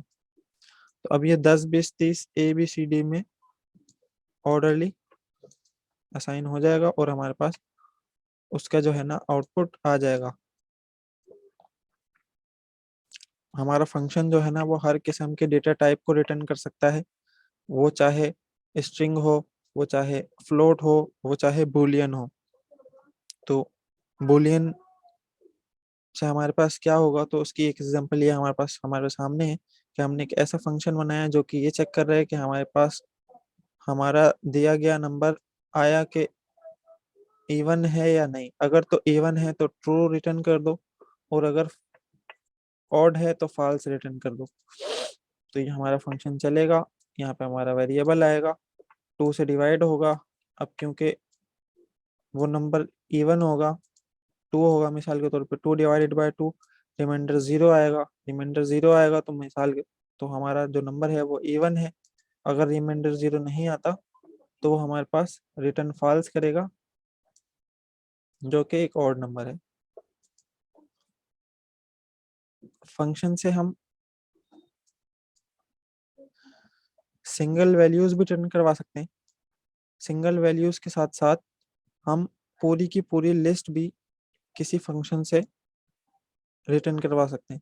मिसाल के तौर पे मैंने 10 लिखा, मैंने एक ऐसा कोड लिखा हुआ है जो कि हमारे पास 1 से लेके 10 तक तमाम के तमाम इवन नंबर्स बता रहा है। ये कोडिंग आपको समझ आ रही होगी। एक लिस्ट डिफाइन है, फोर का लूप लगा हुआ है। फोर का लूप ये कर रहा है कि इवन नंबर अगर है तो इवन वाली लिस्ट में वो अपेंड करवाता जा रहा है। अगर तो इवन नंबर नहीं है तो फिर हमारा कोड स्किप हो रहा है और दोबारा हमारी नई कंडीशन चल रही है। तो यहाँ पे रिटर्न में हम लिस्ट का नाम लिख रहे हैं, तो हमारे पास पूरी की पूरी लिस्ट फिर रिटर्न हो रही है। तो हमारे पास इस तरीके की कोई भी जो है ना लिमिटेशंस नहीं है कि पाइथन का फंक्शन सिर्फ एक single value, single data type को रिटर्न करे। वो हर किस्म के डेटा टाइप, हर किस्म के डेटा को रिटर्न करने की काबिलियत, कैपेबिलिटी रखता है। How to call a function, ये हम चीज सीख चुके हैं। अब क्योंकि ये आपको कॉन्सेप्ट क्लियर रहे तो इसको दोबारा जो है ना इस्तेमाल किया गया है। यहाँ पे आ जाते हैं ग्रीट का फंक्शन। अब क्योंकि ग्रीट का फंक्शन है नहीं, हमने ऊपर ग्रीट का फंक्शन ग्रीटिंग्स के नाम से बनाया हुआ है, तो जब भी हमें ये आउटपुट नहीं दिखा रहा। अब हमें ग्रीटिंग्स का फंक्शन ऊपर जाके चलाना होगा। हम यहाँ पे एक फंक्शन बना लेते हैं दोबारा से, ग्रीटिंग्स। इसमें मैंने ए रख दिया, प्रिंट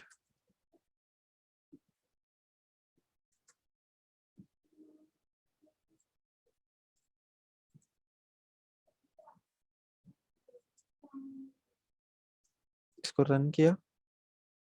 अच्छा मैंने ए पास क्यों किया, अब ए को हमें ऐसे करेंगे ए प्लस, ताकि नाम भी हमारे पास रिटर्न हो, और यहाँ पे हम इस फंक्शन को रिटर्न करेंगे, तो मेरे पास रिटर्न हो गया जुबैर वेलकम टू कोर्स। तो बेसिकली ये फंक्शन को कॉल करने की हमें बताया गया है कि फंक्शन का नाम लिख के कोई भी वेरिएबल को पास कर देंगे तो हमारे पास वैल्यू रिटर्न हो जाएगी। इसको भी स्किप करते हैं। एक नई चीज यहाँ पे हमारे पास ये आई है इस एग्जाम्पल 2 में। इस एग्जाम्पल 1 में तो बेसिकली वही हो रहा है कि हम फंक्शन का नाम लिख के वैल्यू को पास कर रहे हैं, और वो वैल्यू हमारे पास हमारे दिए गए कोड पे चल के उसका हमारे पास आउटपुट दिखा रही है। एग्जाम्पल 2 में एक नई चीज है, वो नई चीज ये है कि हम जब फंक्शन बना रहे हैं, फंक्शन बनाते वक्त हम name is equals to Azhar कर रहे हैं। इससे क्या होगा, हम नीचे आ जाते हैं, name is equals to Azhar, सही, greetings name is equals to Azhar, फिर हमारा कोड है, कोड में क्या आ रहा है, नेम उठ के आ रहा है जो हमारे पास वेरिएबल है, और welcome to Python for beginners by texture लिखा हुआ आ जाएगा, और वो रिटर्न हो जाएगा। रिटर्न होगा तो ये तमाम चीज हमारे पास प्रिंट हो जाएगी। इसका फायदा ये है कि अगर हम ग्रीटिंग्स लिखें और इसको रन कर दें तो हमारे पास अजहर लिखा हुआ आ गया, लेकिन अगर मैं इसके अंदर किसी वेरिएबल को पास कर दूं तो ये हमारी जो वैल्यू है वो ओवरराइट हो जाएगी। ये वैल्यू जैसे ही मेरे पास ओवरराइट होगी, इसके ऊपर समीर आ जाएगा। अगर मैं इसको ऐसे कर दूं, मैं यहाँ से अजहर को हटा दूं और उस प्रोग्राम को रन कर दूं, और उस प्रोग्राम को रन करूं, और ये वाले प्रोग्राम मेरे पास जब राइट चले तो मेरे पास वो फिर एरर देगा। मेरे पास एरर क्या देगा कि भाई आपने एक आर्ग्यूमेंट मांगा है, एक पैरामीटर पास किया है जिसका नाम नेम है, और वो आप हमारे पास फंक्शन में पास नहीं करवा रहे। तो जब हम ये चाहते हैं कि भाई हमारे पास फंक्शन चले तो, लेकिन एरर ना दे, तो फिर हम क्या करते हैं, हम फंक्शन के पैरामीटर्स में ही जो है ना वैल्यू को डिफाइन कर देते हैं। सही। अब यहाँ पे मिसाल के तौर पे बाय डिफॉल्ट कोई मैसेज डाल सकता हूँ। बाय डिफॉल्ट क्या कर सकता हूँ कि भाई हेलो ये स्टूडेंट, मैंने ये नाम लिख दिया। अब मुझे समझ लें ये मेरे टेक्सचर पे एक बंदा आया, उसने जो है ना अपने आप को रजिस्टर करवाया, और उसने नाम नहीं डाला अपना, वो ईमेल एड्रेस से जो है ना किसी तरीके से लॉगिन कर गया पासवर्ड डाल के, उसने नाम वगैरह डिफाइन नहीं किया हुआ। तो उसको जब सबसे पहले मैसेज दिखे कि भाई वेलकम, तो क्योंकि नाम हमारे पास नहीं है उसका, तो फिर हमारे पास एरर आएगा। एरर क्या आएगा कि हमारे पास नाम नहीं है और आप नाम पास नहीं कर रहे, तो हम उसको क्या करेंगे, हम बाय डिफॉल्ट हमने फंक्शन में डाला हुआ कि यार उसको एक बाय डिफॉल्ट वाला मैसेज दिखा दो।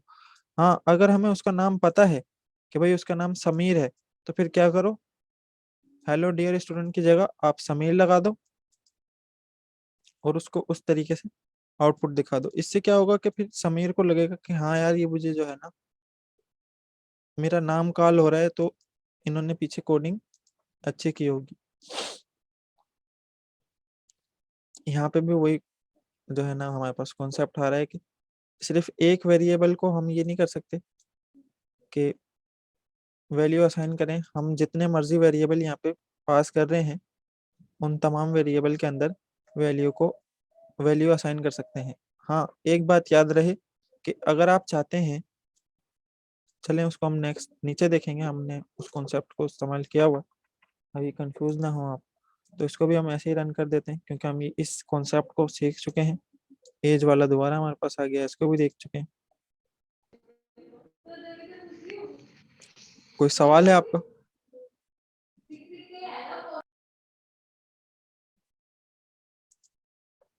सही भाई, यहाँ पे हमने एक स्वैप का फंक्शन बनाया हुआ है। स्वैप का फंक्शन क्या कर रहा है, एक एक्स की वैल्यू ले रहा है, एक वाई की वैल्यू ले रहा है। एक्स की वैल्यू 6 जा रही है, 9 की वैल्यू, वाई की वैल्यू 9 जा रही है। 9 जाने के बाद बेसिकली एक टेम्पररी वेरिएबल में एक्स की वैल्यू हम डिफाइन करवा रहे हैं, फिर एक्स के अंदर हम वाई की वैल्यू को रीराइट कर रहे हैं, और फिर वाई के अंदर दोबारा टेम्पररी वैल्यू को डाल रहे हैं। तो इससे क्या हो रहा है कि एक्स की वैल्यू के पास वाई की वैल्यू आ जाएगी, वाई की वैल्यू के पास एक्स की वैल्यू आ जाएगी। तो ये एक सिंपल सा स्वैपिंग का हमारे पास फार्मूला फंक्शन बन गया। दो वैल्यू हमें कभी भी स्वाइप करानी हो तो हम इस तरीके से चलेंगे। आगे बढ़ते हैं और हम अपने दूसरे टॉपिक पे आते हैं, डॉक स्ट्रिंग पे। मैं उम्मीद करता हूँ कि फंक्शन का तमाम कॉन्सेप्ट आपको क्लियर हो गए होंगे, आपको उसके अंदर कोई भी मसले मसाइल नहीं होंगे। यहाँ पे एक एग्जांपल को मैं बता देता हूँ, और कि जब भी आप कोई वैल्यू को प्री डिफाइन करेंगे ना, मतलब बाय डिफॉल्ट किसी भी वैल्यू को करेंगे कि हमारे पास ग्रेविटी की वैल्यू 9.8 है, तो फिर उसको आप आखिरी में इस्तेमाल करेंगे। मतलब मास मैंने पहले किया, आप उस वैल्यू को पहले इस्तेमाल करेंगे जिसके अंदर आप कोई वैल्यू को जो है ना बाय डिफॉल्ट नहीं कर रहे। मतलब मैं मास इजिकल्स टू 1 कर रहा हूँ तो सही है। कहने का मकसद ये है कि मैंने मास यहाँ पे लिखा हुआ है, मैं इसको ऐसे नहीं कर सकता, ऐसे। जो वैल्यू आप बाय डिफॉल्ट कर रहे हैं उसको आप आखिरी में हर दफा इस्तेमाल करेंगे, और जो वैल्यू आप गेट करना चाह रहे हैं उसको आप पहले इस्तेमाल करेंगे। मैंने यहाँ पे लिखा मास, मैंने लिखा ग्रेविटी, और मैंने प्रोग्राम रन किया, और मेरे प्रोग्राम में जो जो वैल्यू पास हो रही है तो उसकी मदद से फार्मूला लग के मेरे पास रिटर्न हो रहा है कि भाई 951 न्यूटन जो है ना हमारे पास ऑब्जेक्ट का वेट है। जबकि अगर मैं ये काम कर दूं, मास को बाद में डिफाइन कर दूं और रन करूं, तो मेरे पास एरर क्या आ रहा है, non default argument follow default argument. अब आप कहें कि यार हमने ग्रेविटी तो बताया हुआ है उसको, तो पाइथन ये 100 ऑटोमेटिकली इस मास को क्यों नहीं दे देता? सही, पाइथन ये 100 की जो हमारे पास वैल्यू है वो ऑटोमेटिकली इस मास को क्यों नहीं दे रहा? इसकी वैल्यू तो हमने डिफाइन की हुई है। तो ये हमारे पास एक स्टैंडर्ड रूल है कि जो वैल्यू आपने लेनी है और उसको आपने डिफाइन नहीं किया हुआ, तो आप उसको पहले इस्तेमाल करेंगे। बाद में इस्तेमाल करेंगे तो आपके कोड में एरर्स आएंगे और आपका कोड जो है ना वो रन नहीं होगा। अब मैं क्या करूं, मैं इस ग्रेविटी की वैल्यू को अंदर भी इस्तेमाल कर सकता था। मैं क्या करता कि मैं इसको यहाँ से हटा के, मैंने इसको इस तरीके से किया और मैंने इसको यहाँ पे रन करा, तो तो अगर मैं मिसाल के तौर पे मोन की ग्रेविटी जो है ना पास करूंगा, मोन की ग्रेविटी अगर पास करूंगा तो मेरे पास एरर आएगा। अब मैं चाहता हूँ कि मैं एक ऐसा फंक्शन बनाऊं जो बाय डिफॉल्ट तो मेरे पास अर्थ के लिहाज से वेट को रिटर्न करे, सही। और जब मैं उसको किसी स्पेस के ऑब्जेक्ट की अलहदा से जो है ना ग्रेविटी बताऊं, तो फिर आप क्या करो, अर्थ की ग्रेविटी को हटा दो और मेरी दी गई ग्रेविटी को उसके साथ जो है ना रिप्लेस कर दो। रिप्लेस करने के बाद उसका आंसर दिखा दो। अब ये 1.6 किसकी है, ये मून की मेरे पास ग्रेविटी है। तो इस तरीके से आप कोड को अपने ऑप्टिमाइज कर सकते हैं। ये तमाम चीजें कि यहाँ पे ग्रेविटी को लगाना है या फिर इसके अंदर लगाना है, या आपको बार बार कोडिंग करके आएगा, आपकी लॉजिकल थिंकिंग जो है ना इस्तेमाल अच्छी होनी चाहिए। जितनी अच्छी आपकी लॉजिकल थिंकिंग होगी उतना अच्छा आप पाइथन में और कोडिंग में चल सकते हैं। सिर्फ पाइथन में नहीं, किसी भी प्रोग्रामिंग लैंग्वेज में आपको असल में लूप्स पे खेलना आना चाहिए, फंक्शंस पे खेलना आना चाहिए। हमने लूप्स को बहुत ही डिटेल में पढ़ा है और फंक्शंस को भी हम बड़े ही डिटेल में पढ़ रहे हैं। हर चीज़ को देख रहे हैं कि क्या चीज़ पहले आएगी, क्या चीज़ बाद में आएगी। अभी तक का कोई सवाल अगर आपका हो तो आप कर सकते हैं। मैं 1 मिनट दे रहा हूँ।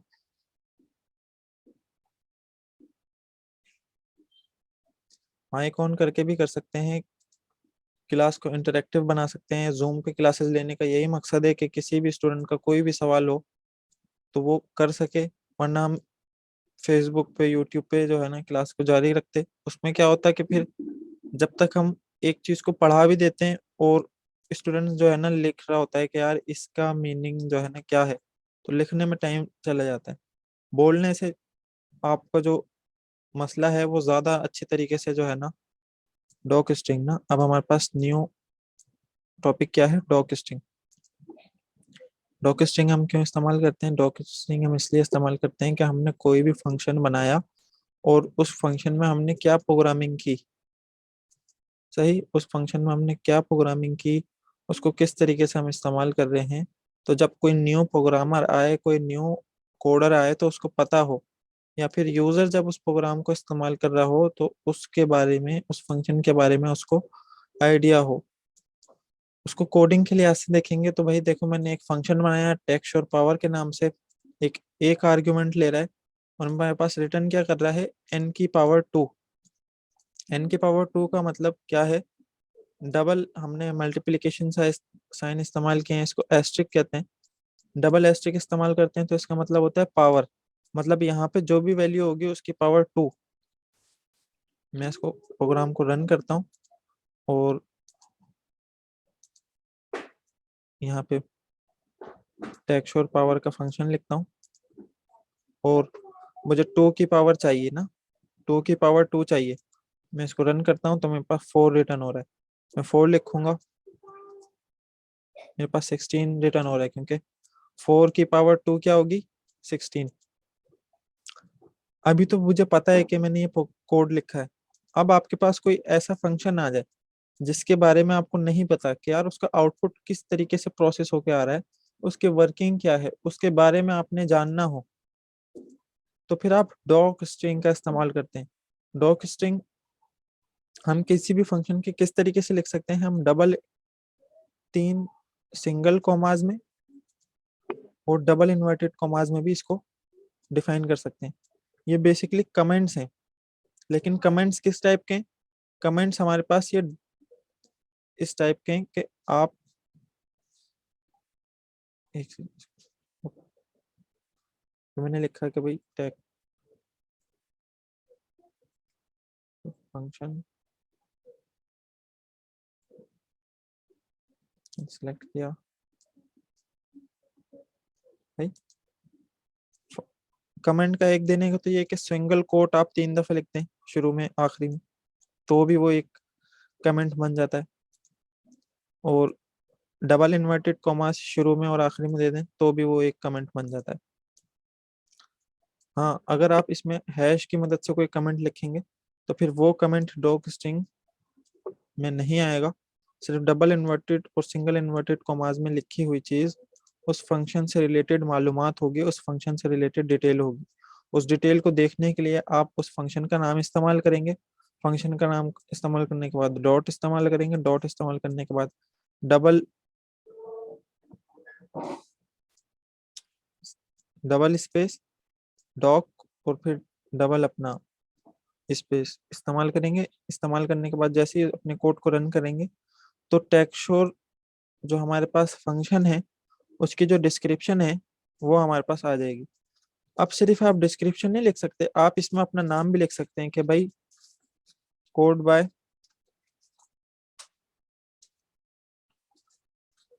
जीशान, भाई। जैसे ही आप इसको रन करेंगे और मिसाल के तौर पर आपने एक यूजफुल जो है ना फंक्शन बना दिया और आपने इसको पब्लिश कर दिया और कम्युनिटी आपके इस कोड को इस्तेमाल कर रही है, तो कम्युनिटी जब इस कोड को इस्तेमाल कर रही है वो उसकी आपकी डॉक्यूमेंटेशन को भी देख रही है कि भाई ये फंक्शन क्या करता है, और उसको ये भी पता चल रहा है कि ये कोड किस तरीके से बनाया गया है। तो इससे आप अपने कॉपीराइट इश्यूज को भी सॉल्व कर सकते हैं। आपके नाम में आपको, आपके कोड में आपका नाम आएगा। सही डॉक स्ट्रिंग समझ आया सबको?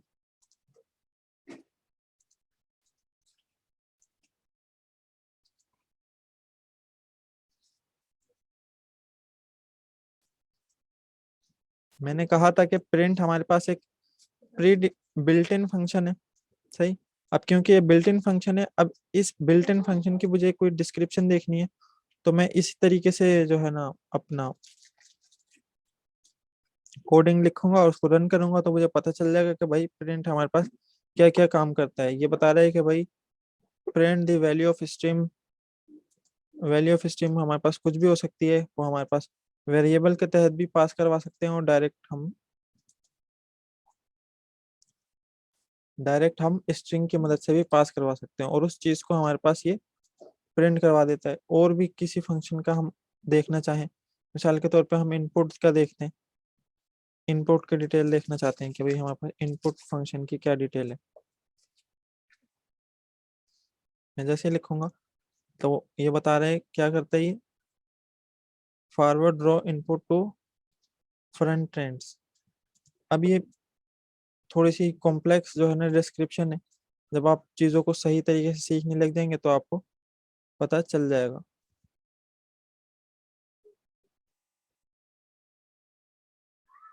ये बेसिकली यहाँ पे ये कह रहा है कि आप जो है ना स्ट्रिंग इनपुट लें, और जब आपको कॉल किया जाए, आगे बढ़ते हैं। फंक्शन में पास का इस्तेमाल किस तरीके से करेंगे, हमने एक फंक्शन बनाया, उसके अंदर हमें कुछ भी समझ नहीं आ रहा, पास करेंगे तो हमारे पास फंक्शन एरर नहीं देगा, ये बात है। तो अभी तक हमने फंक्शन जो है ना सीख लिया है। कोई भी मसला हो तो आप पूछ सकते हैं। पास हम सीख चुके हैं।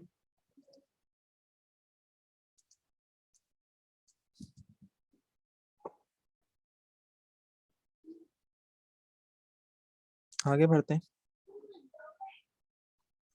एक और बहुत इंपॉर्टेंट कॉन्सेप्ट है, अभी तो हमने फंक्शन को सीख लिया है, अब हम सीखेंगे कि इस अंदर डेटा की रेल पेल जो है ना वो किस तरीके से होती है, मतलब डेटा किस तरीके से हमारे पास वर्क करता है। क्या डेटा फंक्शन के अंदर ही रहता है या फिर डेटा फंक्शन से बाहर भी होता है। तो ये हमारे पास कॉन्सेप्ट होता है पाइथन ग्लोबल, लोकल और नॉन लोकल वेरिएबल्स का।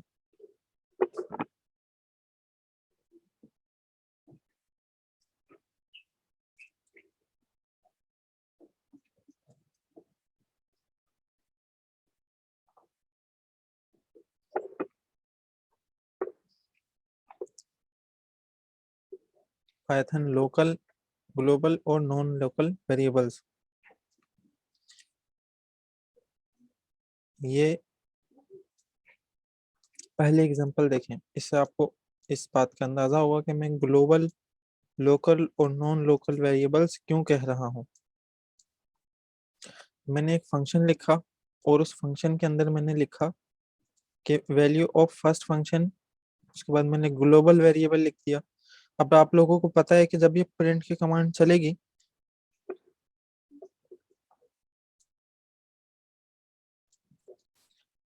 तो चलने के बाद यहाँ पे ग्लोबल वेरिएबल में वैल्यू उठ के यहाँ पे आ जाए, यहाँ से आएगी, क्योंकि हमने यहाँ पे एक वेरिएबल डिफाइन किया हुआ है। क्योंकि यहाँ पे एक वेरिएबल डिफाइन किया हुआ है तो 999 यहाँ पे आ जाएगा। यहाँ पे आने के बाद इसके साथ प्रिंट हो जाएगा। फंक्शन 2 में भी यही हमारे पास काम हो रहा है कि वैल्यू उठ के यहाँ पे आ रही है, और जब हम इसको कॉल कर रहे हैं तो वो दोनों वेरिएबल हमारे पास कॉल हो रहे हैं। लेकिन मसला कब आता है, उसको भी हम देखने से सबसे पहले हम वैल्यूज को देख लेंगे प्रिंट किस तरीके से करवा सकते हैं। यहाँ पे भी यही काम हो रहा है कि भाई x is equals to global लिखा हुआ है इसने, फंक्शन में एक्स इस्तेमाल किया हुआ है तो एक्स इनसाइड, फिर यहाँ पे ग्लोबल आ जाएगा। फंक्शन को कॉल किया, ये प्रिंट हो जाएगा। और फंक्शन के बाद हम सिंपली ये कमांड लिख रहे हैं तो हमारे पास ये कमांड,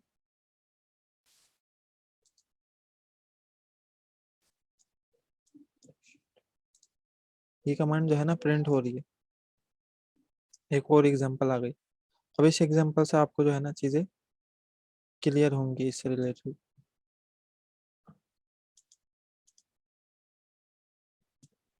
इसको साइड में करते हैं एक सेकंड।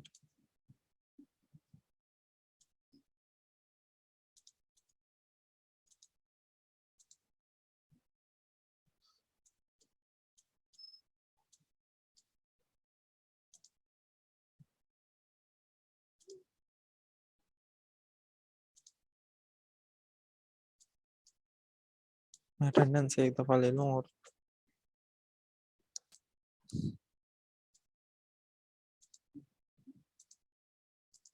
पहली अटेंडेंस से दूसरी अटेंडेंस है,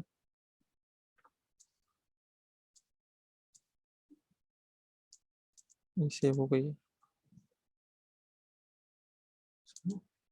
काट दिया।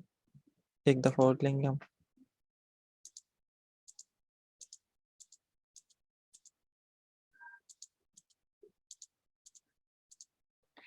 हम्म। एक फंक्शन हमने डिफाइन किया हुआ है। फंक्शन डिफाइन करने के बाद उसके अंदर यहाँ पे फंक्शन डिफाइन किया हुआ है, फंक्शन के अंदर एक्स आ रहा है और एक्स जो है ना 2 से मल्टीप्लाई हो रहा है, 2 से मल्टीप्लाई हो रहा है, इसका मतलब कि ग्लोबल हमारे पास 2 दफा आ जाएगा। सही। और यहाँ पे फिर 2 दफा आने के बाद प्रिंट हो जाएगा। प्रिंट कब होगा? जब हम फंक्शन को कॉल करेंगे। लेकिन जब मैं इसको रन करता हूँ तो मेरे पास एरर आएगा। एरर क्या आएगा? एरर ये आएगा कि भाई local variable x reference before assignment. इस एरर को अगर मैं आसान अंदाज में कहूँ तो इससे ये मुराद है कि सबसे पहले आप इस बात को समझें कि भाई फंक्शन से बाहर जो वेरिएबल हम डिफाइन करेंगे उसको हम ग्लोबल वेरिएबल कहेंगे। सही। फंक्शन से बाहर जो वेरिएबल हम डिफाइन करेंगे, जो डेटा हम डिफाइन करेंगे किसी भी सूरत में, मतलब वो इंटीजर हो, वो किसी लिस्ट के फॉर्म में हो, वो किसी टपल की फॉर्म में हो, तो फंक्शन से बाहर जब होगा वो, तो हम उसको global variable, global list, global integer variable कहेंगे। लेकिन जैसे ही वो वैल्यू फंक्शन के अंदर आ जाएगी, यहाँ पे अब मैं लिख रहा हूँ ए इज इक्वल्स टू 45, तो ये ए इज इक्वल्स टू 45 अलग है और ये ए इज इक्वल्स टू 30 अलग है। सही। ये ए इज इक्वल्स टू 45 इस ए इज इक्वल्स टू 30 को रीराइट नहीं करेगा। सबसे पहले तो हम ऐसे देखते हैं, हम लिखते हैं ए इज इक्वल्स टू 45, ए के अंदर दोबारा वैल्यू डालते हैं 30, और मैं करता हूँ यहाँ पे प्रिंट ए। मैंने प्रिंट ए किया तो मेरे पास 30 आ रहा है, मेरे पास 45 क्यों नहीं आ रहा? क्योंकि पहले ए के अंदर वेरिएबल 45 आया था, वैल्यू 45 आई थी, फिर दोबारा 30 आई और उसने उसको प्रिंट कर दिया। अब मैं क्या करता हूँ, मैं तीसरी दफा ए के अंदर वैल्यू 60 दे देता हूँ और इसके नीचे मैं वैल्यू को प्रिंट करवाता हूँ। तो पहले मेरे पास 30 आई, फिर मेरे पास दोबारा वैल्यू अपडेट हो गई, अपडेट होने के बाद यहाँ पे 60 प्रिंट हो गया। तो बेसिकली यहाँ पे वैल्यू जो है ना अपडेट हो रही है, रीराइट हो रही है। लेकिन यहाँ पे कॉन्सेप्ट अलग है, यहाँ पे इसको हम ग्लोबल वेरिएबल कहेंगे क्योंकि ये फंक्शन से बाहर है। और जो भी फंक्शन के अंदर वेरिएबल होगा, जो भी फंक्शन के अंदर लिस्ट होगी, टपल होगा, उसको हम लोकल वेरिएबल कहेंगे। सही। सबसे पहले तो ये कॉन्सेप्ट आपका क्लियर हो। अब क्योंकि हमें पता चल गया कि ग्लोबल वेरिएबल्स क्या होते हैं और लोकल वेरिएबल्स क्या होते हैं, तो अब इसके कॉन्सेप्ट को देखते हैं कि भाई ये एरर क्यों आ रहा है। ये एरर ग्लोबल और लोकल वेरिएबल के कॉन्फ्लिक्ट के बाद आ रहा है। लोकल वेरिएबल जो हम इस फंक्शन के अंदर इस्तेमाल करेंगे वो सिर्फ इस फंक्शन के अंदर रहेगा। इसको मैं कॉपी करके एक न्यू सेल बनाता हूँ और न्यू सेल बनाने के बाद एक सिंपल डिमोन्स्ट्रेशन देखते हैं इसकी। और इससे मुझे ये बात बताने की जरूरत नहीं है आपको कि ये वाला प्रिंट फंक्शन के अंदर रन होगा। सही। और ये वाला प्रिंट फंक्शन के बाहर रन होगा। मैं इसका आउटपुट थोड़ा सा सही कर दूं। str क्यों इस्तेमाल कर रहा हूँ मैं? जब तक मुझे कोई चार्ट में लिख के बता दे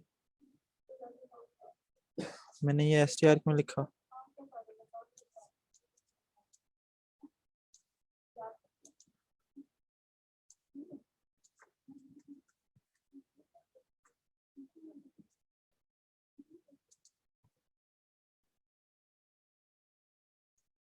एक बंदे का रिप्लाई आया है मेरे पास, बाकी लोगों को भी पता होगा। नहीं नहीं, ये str क्यों लिखा मैंने? मैं डायरेक्ट ए भी तो लिख सकता था, ऐसे ऐसे भी तो कर सकता था। लोकल लिखा हुआ आ जाता और एक ही वैल्यू आ जाती। मैं ये str लिख रहा हूँ, कोडिंग जो है ना ज्यादा कर रहा हूँ। क्यों कर रहा हूँ?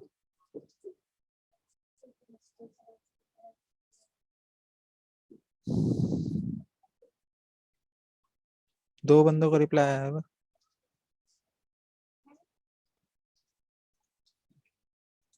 इस str की फुल फॉर्म क्या है? कोई बताना चाहेगा? जल्दी से बताएं, जब तक कोई इसकी फुल फॉर्म नहीं बताएगा मैं आगे नहीं चलूंगा।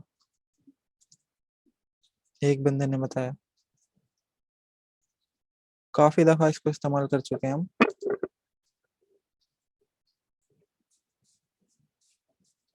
जी बिल्कुल, लास्ट क्लासेस में मैंने भी 3 से 4 दफा इसकी आपको मिसाल दी थी कि इसको हम स्ट्रिंग कहेंगे। ये हमारे पास स्ट्रिंग वेरिएबल है और ये हमारे पास इंटीजर वेरिएबल है। स्ट्रिंग और इंटीजर वेरिएबल को हम प्लस नहीं करवा सकते। प्लस क्यों नहीं करवा सकते? क्योंकि स्ट्रिंग और इंटीजर एक अलग अलग डेटा टाइप है। सही, स्ट्रिंग एक अलग डेटा टाइप है, इंटीजर एक अलग डेटा टाइप है। जब हम इसको प्लस के साइन के साथ लिखेंगे तो हमारे पास एरर आएगा। एरर मैं आज एक दफा और समझा रहा हूँ। मैं ये उम्मीद कर रहा था कि आज मुझे आप जल्दी से ठग करके जो है ना जवाब दे देंगे।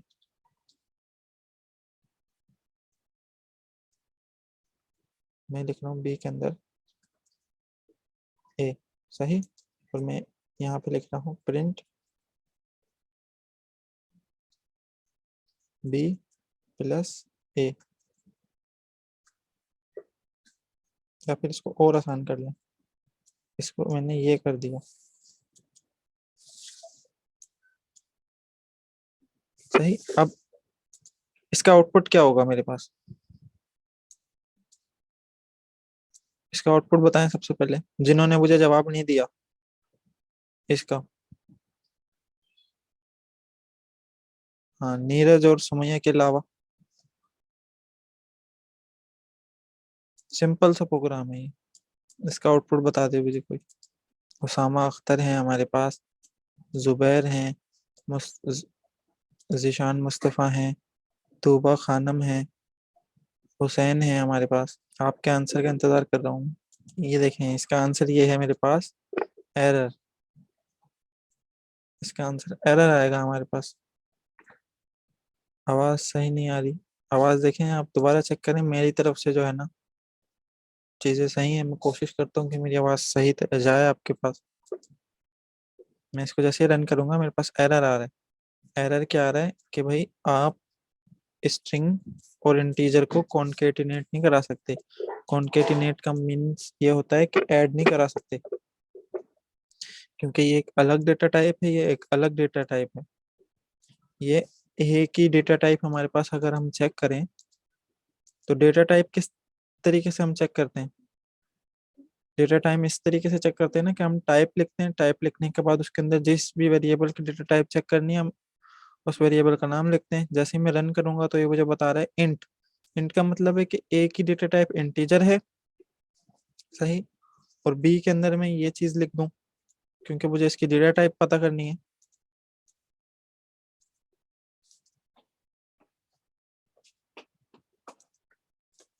और यहाँ पे मैं बी लिखूं तो रन करूं तो ये स्ट्रिंग बता रहा है। तो स्ट्रिंग और इंटीजर क्योंकि कॉन्केटिनेट नहीं हो सकते, मुझे ये बता रहा है।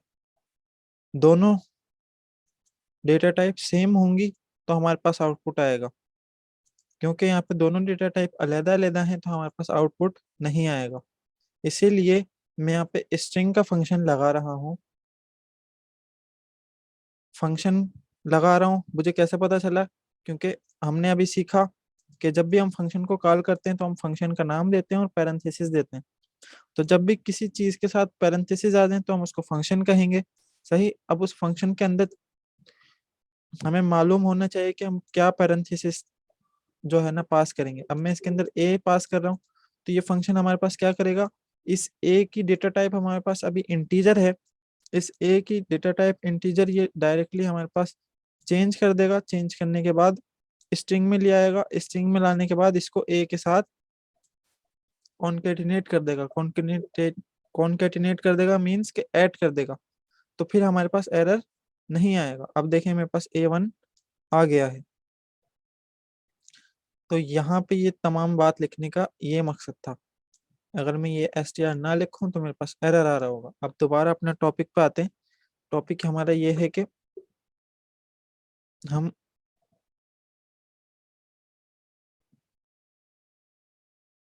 जी ये जो डेटा टाइप है वो सिर्फ हमारी डेटा टाइप यहाँ पे टेम्पररी चेंज हो रही है। अगर मैं दोबारा यहाँ पे देखूं,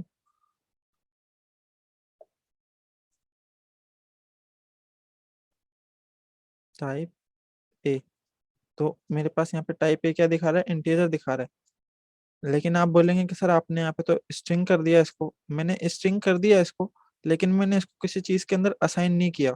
जब तक मैं इसको किसी भी चीज के अंदर असाइन नहीं करूंगा ये अपडेट नहीं होगी। अगर मैं ये चीज कर दूं कि यहाँ पे मैं दोबारा ए लिखूं और उसके अंदर ऐसे कर दूं, तो अब यहाँ पे मेरे पास इंटीजर रिटर्न नहीं होगा। अब ये मैंने डायरेक्ट वैल्यू को ओवरराइट कर दिया है। यहाँ पे मेरे पास वैल्यू ओवरराइट नहीं हुई है, सिर्फ आउटपुट के लिए इस्तेमाल हो रही है।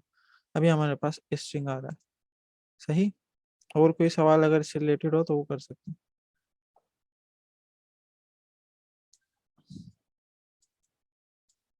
अब यहाँ पे देखते हैं हम ग्लोबल और लोकल वेरिएबल का कॉन्सेप्ट। मेरे पास एक वेरिएबल में 45 है, एक वेरिएबल में 30 है। अगर इस एग्जांपल को देखें तो इस एग्जांपल से ये हमें समझ आ रहा है कि 45 है सबसे पहले, तो फिर 30 आ गया, तो 30 क्योंकि ओवरराइट हो गया हमारे पास 30 आ गया। फिर 60 है तो 60 ओवरराइट हो गया, और फिर यहाँ पे 60 आ गया। अब मैं इस फंक्शन को अगर रन करूं तो मेरे पास, एक सेकेंड,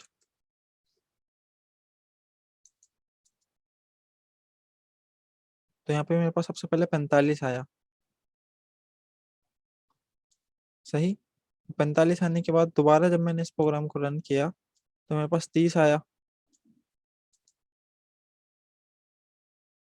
इसको इसके बाद इस्तेमाल करें, हम कंफ्यूज होंगे आप।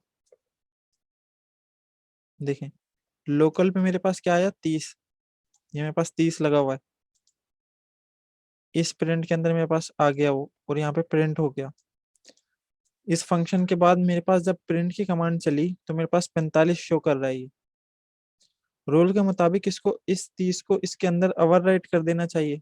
मेरी, किसी को अगर ये मेरी बात समझ ना आ रही हो तो वो सवाल कर सकता है, क्योंकि मुझे जो है वो इल्हाम नहीं आएगा कि किसी स्टूडेंट को जो है ना किसी चीज का समझ नहीं आ रहा। तो जब तक आप मुझे बताएंगे नहीं मैं उसकी और बेहतर तरीके से एग्जाम्पल नहीं दे सकता।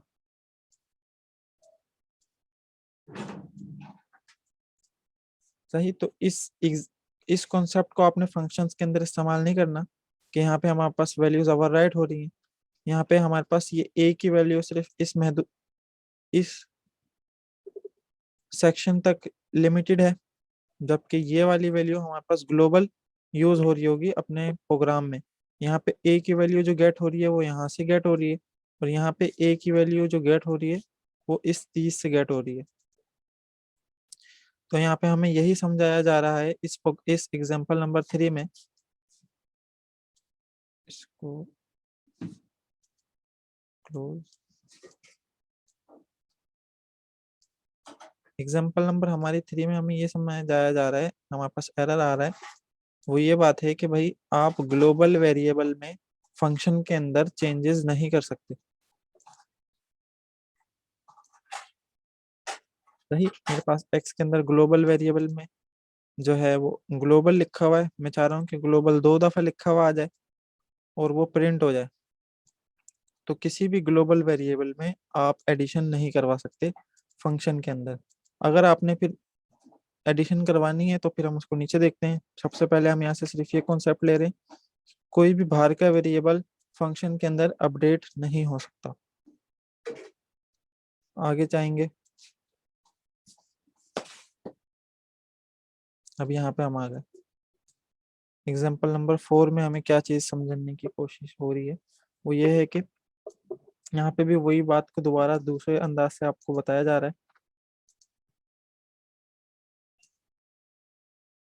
ओवरराइट क्यों नहीं हुआ? अच्छा, ओवरराइट क्यों नहीं हुआ मैंने ये बताया। इसलिए नहीं हुआ कि ये ए जो है ना फंक्शन के अंदर है। सही। फंक्शन यहाँ तक है, इस चीज के बाद फंक्शन खत्म। इस इसके बाद फंक्शन खत्म तो ए भी खत्म। सही। ए 0 हो जाएगा, मतलब अब ए का कोई वजूद नहीं रहेगा। अब ओवरराइट क्यों नहीं हुआ? वो इसलिए नहीं हुआ क्योंकि इसकी लिमिटेशन सिर्फ यहाँ तक है। सही। अब इस ए की लिमिटेशन हर जगह पे, ये ए सिर्फ हम इस फंक्शन के अंदर अंदर इस्तेमाल कर सकते हैं जब हम इसको लोकल वेरिएबल करें, और इसको हम कहीं पे भी इस्तेमाल कर सकते हैं। हमने जैसे यहाँ पे इस्तेमाल किया और ये हमें 45 दिखा रहा है, तो ये हमारे पास ग्लोबल वेरिएबल है। अब ये एग्जांपल हम देख रहे हैं जिसमें हमने ग्लोबल लैंग्वेज का एक वेरिएबल बनाया हुआ है, उसके अंदर डेटा साइंस लिखा हुआ है, और एक फंक्शन बनाया हुआ है, उस फंक्शन के अंदर हमने पाइथन लिखा हुआ है, और एक वो लोकल लैंग्वेज के अंदर। और उसको जब हम रन कर रहे हैं, तो रन करने के बाद हमारे पास क्या हो रहा है, हमारे पास जब हम फंक्शन का नाम लिख रहे हैं तो आउटपुट क्या आएगा हमारे पास, जब ये फंक्शन चलेगा तो पाइथन लिखा हुआ आएगा, क्योंकि इसके अंदर पाइथन है और ये फंक्शन के अंदर है। और उसके बाद हमारे पास ये दो कमांड चलेंगे। सबसे पहले तो ये कमांड चलाते हैं। ठीक, सिंपली यहाँ पे फंक्शन चला और फंक्शन के अंदर जो वेरिएबल की वैल्यू थी वो प्रिंट हो गई। जबकि जब ये कमांड चलेगी तो इसकी वैल्यू कहाँ से उठ के आएगी, इसकी वैल्यू यहाँ से आएगी, हमारे पास डेटा साइंस आ जाएगा लिखा हुआ। और जब ये वैल्यू चलेगी तो हमारे पास क्या आएगा, एरर आएगा। देखें, डेटा साइंस लिखा हुआ आ गया। उसके बाद हमारे पास लोकल लैंग्वेज बोल रहा है कि डिफाइन नहीं है। क्यों डिफाइन नहीं है भाई, हमने तो यहाँ पे लिखा हुआ है कि local language is equals to Python, और आप यहाँ पे जो है ना एरर दे रहे हो। मतलब मैंने दोबारा रन किया इसको, मेरे पास एरर दे रहा है। एरर इसलिए दे रहा है कि भाई मैंने आपको दोबारा बताया कि इस फंक्शन के अंदर जो जो वैल्यूज, जो जो वेरिएबल्स, जो जो लिस्ट हम इस्तेमाल करेंगे वो सिर्फ इस फंक्शन तक रहेगा। ये फंक्शन जैसे ही खत्म होगा, वो वैल्यू, वो वेरिएबल खत्म हो जाएगा। मतलब उसकी लिमिटेशन सिर्फ इस चीज के अंदर अंदर है। इस चीज से बाहर में जैसे ही वैल्यू को, वेरिएबल्स को इस्तेमाल करूंगा, मेरे पास एरर आ जाएगा। एरर ये आएगा कि लोकल लैंग्वेज के नाम से कोई वेरिएबल है ही नहीं। देखिए यहाँ पे मेरे पास आ रहा है, एरर इसलिए आ रहा है क्योंकि ये फंक्शन से बाहर हम इसको इस्तेमाल कर रहे हैं। ये देखें जुबैर। सही। सही जुबैर, क्लास के बाद आपका इशू मैं जो है ना डिस्कस करूंगा। क्लास से रिलेटेड कोई सवाल हो तो आप अभी कर सकते हैं, वो एरर मैं आपकी क्लास के बाद करूँगा। आगे आते हैं। यहाँ पे क्या हो रहा है, यहाँ पे भी वही बात समझाने की कोशिश की गई है कि भाई ये ए अलहदा है, ये ए अलहदा है। जब हमारे पास यहाँ पे ए की वैल्यू आएगी तो वो 6 आएगी, और जब हम यहाँ पे ए की, बी की वैल्यू गेट करेंगे तो हमें क्या होगा, हमारे पास एरर आएगा, क्योंकि हमने बी इस पैरामीटर के अंदर तो इस्तेमाल किया है। जो मैंने अभी सेलेक्ट किया है, यहाँ यहाँ तक बी है बस, हमने बाहर सिर्फ ए इस्तेमाल किया है, बी इस्तेमाल नहीं किया। तो यहाँ से हमारे पास लोकल और वेरिएबल का कॉन्सेप्ट और क्लियर हो गया। अब बी यहाँ पे क्यों आ गया, बी के अंदर ए क्यों आ रहा है, एरर क्यों नहीं आ रहा, क्योंकि हम जब यहाँ पे समझ रहे थे,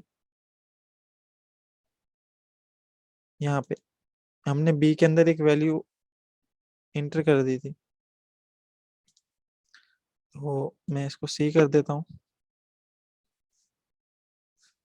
सी डी। सही। यहाँ पे भी सी डी कर देता हूँ, तो यहाँ पे भी सी डी कर देता हूँ। तो अब मेरे पास एरर आ रहा है। एरर ये आ रहा है कि सी डी जो है वो डिफाइन नहीं है।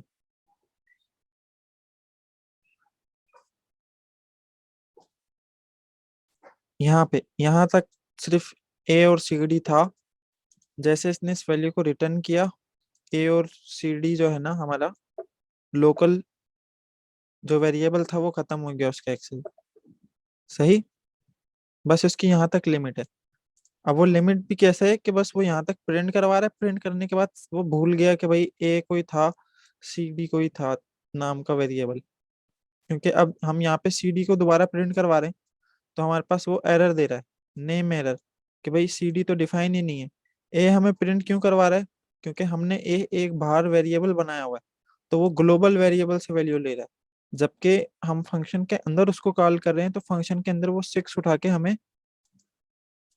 रिटर्न कर रहा है, वो फंक्शन में ग्लोबल वेरिएबल नहीं ले रहा। सही, हमारे फंक्शन में A90 वैल्यू भी पड़ी हुई है, लेकिन उसके पास वो बोल रहा है कि यार मेरे पास ए की वैल्यू 6 पड़ी है, तो ये ए की वैल्यू 6 लेगा। जब तक हम इसको बताएंगे नहीं ना कि आप ए की वैल्यू 90 लो, जब तक ये लेगा नहीं। अब ये ए की वैल्यू 90 किस तरीके से ले, हमें ग्लोबल कीवर्ड का इस्तेमाल करना पड़ेगा और ए लिखना पड़ेगा। अब हम इसको बता रहे हैं कि भाई ए की वैल्यू जब आप लोगे ना, तो वो ग्लोबल वाली लोगे। तो इस चीज को हम नीचे समझेंगे। अभी तक हम सिर्फ कॉन्सेप्ट्स को समझ रहे हैं कि वैल्यूज की गेम किस तरीके से होगी। सही। हम अभी तक लिमिटेशंस को देख रहे हैं वेरिएबल्स की। कुछ लोगों की समझ में कुछ बातें नहीं आ रही होंगी, वो इस वजह से कि वो प्रैक्टिस नहीं कर रहे होंगे। तो आप प्रैक्टिस करें बिल्कुल, और चीज़ों को समझें। अगर नहीं समझेंगे तो मसला होगा, और इससे आपका नुकसान होगा बिल्कुल। अभी हमारे पास 6 मिनट पड़े, और मैंने जो है ना टारगेट ये किया था कि मैं तमाम चीज़ें आपको पढ़ाऊंगा आज की क्लास में, जो कि सिर्फ इस वजह से कि आपको चीज़ों की ज़्यादा डीपनेस हो, मैं नहीं पढ़ा सका।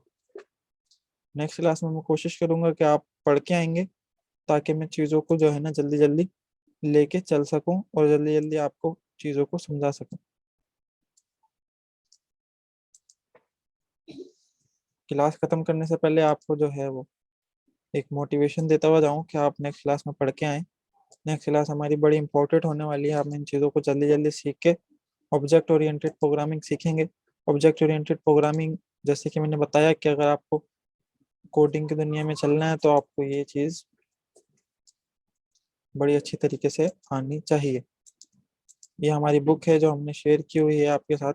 पोर्टल के ऊपर आपको किसी भी चीज़ से रिलेटेड मसला है, तो वो आप इसमें भी देख सकते हैं और मेरे से भी पूछ सकते हैं। अगर सिर्फ आप इस बुक को पढ़ लें, तो आप पाइथन को जो है ना अच्छे तरीके से उसकी चीज़ों के साथ खेल सकते हैं। अब इस बुक के इंडेक्स में आएंगे तो हर चीज़ जो है ना वन बाय वन यहाँ पे डिफाइन की गई है। मैं लिस्ट पे क्लिक करूंगा तो ये लिस्ट मुझे बता रहा है कि भाई ये हमारे पास ऐसे वेरिएबल्स होते हैं, ये वेरिएबल्स हम इस्तेमाल कर रहे होते हैं। हम इसको एक लिस्ट में इस तरीके से डिफाइन कर सकते हैं। इस तरीके से इसके अंदर इंग्लिश भी बड़ी आसान इंग्लिश इस्तेमाल की गई है। सही। अब मैं एक वेबसाइट पे आ गया हूँ, लिंक्डइन पे। लिंक्डइन के बारे में मैं आपको बता चुका हूँ। इसके हम एक इसके ऊपर सेशन भी रखेंगे कि इसकी इम्पोर्टेंस क्या है। जैसे कि मैंने गिटहब को बताया कि गिटहब आपका एक डिजिटल पोर्टफोलियो है, इसी तरीके से लिंक्डइन भी आपके पास आपका एक डिजिटल पोर्टफोलियो है, जिसमें आप अपनी तमाम जो है ना चीज़ों को डिफाइन करते हैं। सबसे पहले मैं पाइथन लिखता हूँ, पहले पाइथन की इम्पोर्टेंस बताता हूँ। उसके बाद आपको लिंक्डइन के बारे में थोड़ा सा ओवरव्यू देके क्लास को एंड करते हैं। मैंने पाइथन लिखा, पाइथन लिखने के बाद मैंने जॉब्स को सिलेक्ट किया।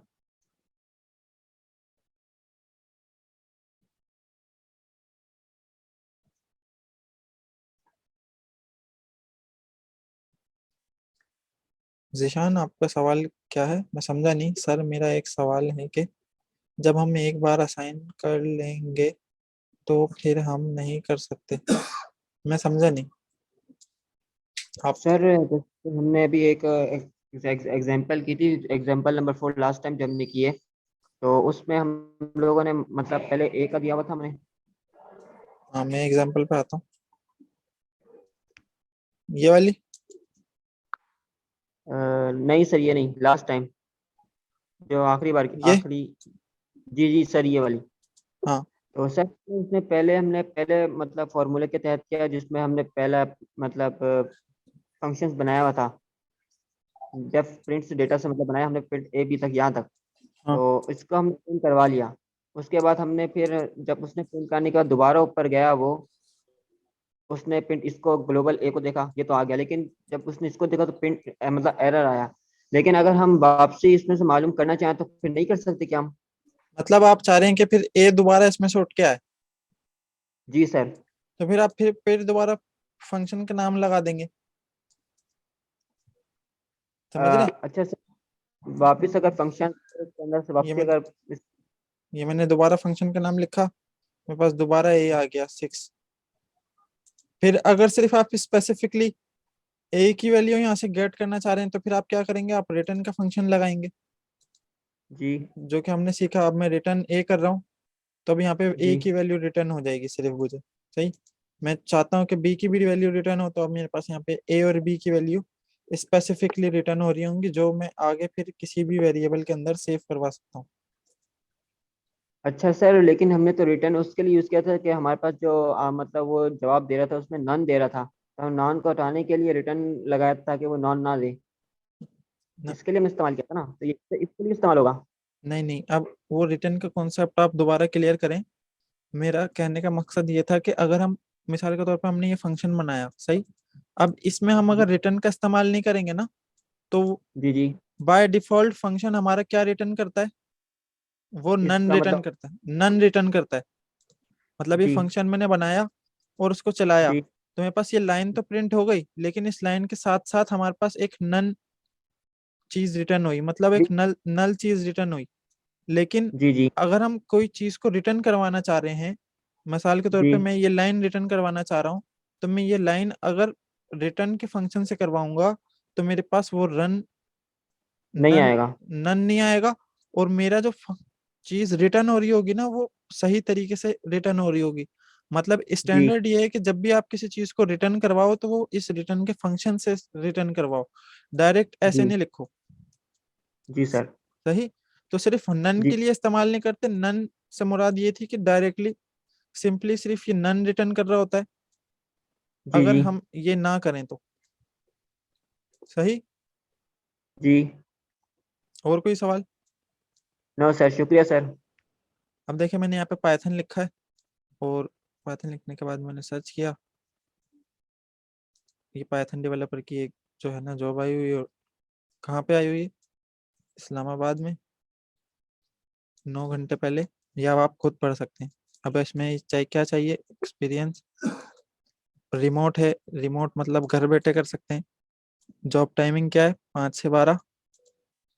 और 6 महीने बाद इंक्रीमेंट होगी, बोनस होगा। और ये पाइथन है, मतलब पाइथन के साथ फिर ये छोटी मोटी चीज़ें अगर ये आप सीख लेंगे, वर्डप्रेस, बच्चों वाली चीज़ें, डेटाबेस वगैरह, AWS, मशीन लर्निंग, इसके अंदर पाइथन बड़ी इस्तेमाल हो रही होती है। अगर आपको पाइथन सही से समझ आ गई, तो फिर इस तरीके की जॉब्स में आप, हाँ भाई दोबारा सब आ गए। तो मैं आपको ये बता रहा था कि सिर्फ मैंने पाइथन लिख के सर्च किया है, तो मेरे पास 412 रिजल्ट आए हैं। अभी अपॉर्चुनिटीज़ हैं, और इसमें से ये जो बेसिक मिनिमम शुरू हो रही है वो है 40,000। अब ये बाकी जो चीज़ें लिखी हुई हैं, अभी चीज़ें आपको इसलिए समझ नहीं आ रही हैं क्योंकि हम अभी बिगनर लेवल पे पढ़ रहे हैं। सही। अब बिगनर लेवल पे पढ़ रहे हैं, तो ये चीज़ें थोड़ी सी आपको मसला कर रही होंगी। लेकिन कहने की बात ये है कि पाइथन को सीखने के बाद उसके साथ थोड़ा सा और वक्त लगा के, उसके ऊपर थोड़ी सी और एक्सपर्टीज को इन्हेंस करके, उसको पॉलिश करके, आप मार्केट में अपनी जगह बना सकते हैं। मेन बात क्या है? मेहनत। जब तक मेहनत नहीं करेंगे चीज़ों को, जो है ना, किसी भी चीज़ को कंसिस्टेंसी से कंटिन्यू लेके नहीं चलेंगे, जब तक आप जो है वो कामयाब नहीं हो सकते। अब मिसाल के तौर पे हम एक हफ्ता देते हैं आपको पढ़ने का, तो उसमें हम आपसे बार बार बोलते हैं कि आपको कोई कंफ्यूजन है, कोई सवाल है, तो आप करें। आप नई नई चीज़ें सीखें, खुद से चीज़ों को एक्सप्लोर करें। हम सिर्फ आपको बता सकते हैं कि यार एक लिस्ट होती है, एक टपल होता है। अब उस टपल को आपने किस अच्छे तरीके से इस्तेमाल किया, वो आपके ऊपर है। जैसे सैफुल्ला ने हमें स्ट्रिंग वगैरह और चीज़ें उसको बना के दिखाई, एक पूरा डेटाबेस बना दिया डिक्शनरी से। तो उसको एरर आ रहा था, मैंने उसको एरर को बता दिया। तो इस तरीके से आप अगर थोड़ी थोड़ी वर्किंग भी दें, सिर्फ पूरे हफ्ते में अगर आप 2 दिन 2-2 घंटे भी दे दें, तो पाइथन में आपकी अच्छी जो है ना एक ग्रिप बन सकती है। और आप किसी भी सॉफ्टवेयर हाउस में जाकर इंटर्नशिप कर सकते हैं। फिर सॉफ्टवेयर हाउस वाले आपको खुद पे खुद निखार देंगे। मतलब फिर वो आपको रियल वर्ल्ड का काम दे रहे होंगे, तो आप जो है ना उसमें चीज़ें कर रहे होंगे। जब आप इस काबिल हो जाएंगे, आप अपना पोर्टफोलियो बना लेंगे, तो फिर आपको ज़रूरत नहीं होगी काम की। मैं अगर यहाँ पे फाइवर लिखूँ, तो फाइवर हमारे पास एक ऐसा प्लेटफॉर्म है जहाँ पे हम इंटरनेशनली काम कर सकते हैं। मतलब हम अपने खुद बॉस हैं। हमें ये ज़रूरत नहीं है कि हम किसी के पास जाएं और वो हमें काम दे। मैं यहाँ पे लिखता हूँ पाइथन, और पाइथन लिखने के बाद मैं सर्च कर रहा हूँ। सही। मैंने जैसे ही सर्च किया, तो मेरे पास अब ये बंदा बता रहा है कि भाई मैं कितने रुपए लूंगा, मैं 1800। अब आप देखें, ये बोल रहा है कि भाई आपके प्रोजेक्ट और टास्क में ना मैं आपकी मदद कर सकता हूँ पाइथन का कोड लिखने के लिए, और मैं कितने रुपए लूंगा, एक प्रोजेक्ट के 1855 रुपये लूंगा। और अभी तक ये बंदा कितना काम कर चुका है, ये बंदा 127 प्रोजेक्ट उठा चुका है। कितने प्रोजेक्ट में काम करने के लिए। अब ये क्या करता है, पाइथन पे ही काम करता होगा, पाइथन का लिस्ट वगैरह, टपल वगैरह, फंक्शन वगैरह, लूप्स वगैरह। तो इसके अलावा क्या चीजें हैं, ये हमने आपको सिखा रहे हैं। अगर आप सही तरीके से सीख रहे हैं तो क्वालिटी वर्क भी हम आपको सिखा रहे हैं। ये चीजें फिर आपको खुद से बिल्ड करनी पड़ेंगी, बेसिक एंड एडवांस टास्क। थोड़ा सा सिर्फ आपने जो है ना अपने आप को बेहतर करना है, और ये 127 को फिर आप इससे मल्टीप्लाई कर दें तो आपको पता चल जाएगा कि सिर्फ एक चीज को सीखते हुए आप क्या कर सकते हैं। ये बंदा जो है ना 267 रिव्यूज लेके बैठा हुआ है, इंडिया से है, और एक काम ये 3000 रुपये से स्टार्ट करता है। तमाम इसने पाइथन के लोगो लगाए हैं। मेन बात सिर्फ बताने की ये है कि डिमांड बहुत है, अगर हम काम करें और चीज़ों को मेहनत करके सीखें। ये देखें, इसने भी 58 लगा हुआ। हर किसी ने जो है ना उठाया हुआ। मेहनत मांगती है सिर्फ चीज़ें। अब ये बंदा है ना बोल रहा है कि मैं आपको पाइथन सिखाने के पैसे लूंगा। कितने रुपए लूंगा, 2700 रुपये लूंगा। मैं सिर्फ आपको पाइथन की कोडिंग और स्क्रिप्टिंग सिखाऊंगा। और इससे अभी तक 46 लोग जो है ना सीख चुके हैं और उसको 5 स्टार रेटिंग मिली हुई है। तो मैं भी अगर चाहूँ कि मैं बंदों को पढ़ाऊँ तो मैं भी जाके यहाँ से पैसे ले सकता हूँ। लेकिन मैं क्या चाह रहा हूँ कि यार हमारी कम्युनिटी जो है ना वो ग्रो करे, और वो इसके प्रोजेक्ट्स पकड़े, और जो है ना एक हैंडसम अर्निंग हो। हम काम कर रहे हैं इस पे, एआई पे, और उस पे हम एक अच्छी जो है ना चीजें कमा रहे हैं। हम कम्युनिटी को साथ लेके चलना चाह रहे हैं, जब भी हमने ये कोर्स जो है ना वो शुरू किया है।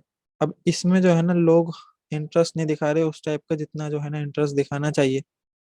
सही, हम तो ये चाह रहे हैं कि भाई हर बंदा जो है ना कामयाब हो, तो थोड़ी सी जो है ना सीरियसनेस दिखाएं, और इस कोर्स को सही तरीके से लेके जाएं। हम कोर्स के आखिरी महीने के अंदर इंटर हो चुके हैं। इसमें भी अगर मैं आपसे क्लास के दौरान में सवाल करूं और आप जो है ना मुझे सही जवाब नहीं दें, तो फिर थोड़ा सा जो है ना दुख होता है कि इतने दिनों से हम जो है मेहनत कर रहे हैं और आपकी तरफ से जो है ना वो आंसर्स नहीं आ रहे।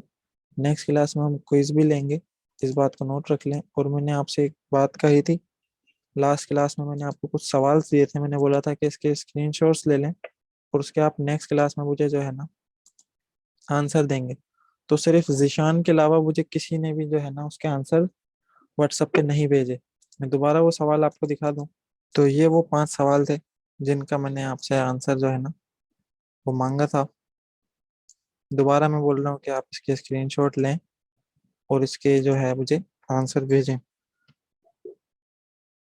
एक बंदा सिर्फ सीरियस ले रहा है हमारी इस चीज़ों को, तो जो कि उसने जो है ना मुझे इसके आंसर भेजे हैं। अब एक और ने भेज दिए हैं। सही, तो क्लास को आज एंड करते हैं। कोई सवाल हो तो सवाल कर सकते हैं। बाकी जुबैर आप रुकें, आपकी क्लास के बाद में एरर को हल करते हैं। अल्लाह हाफिज।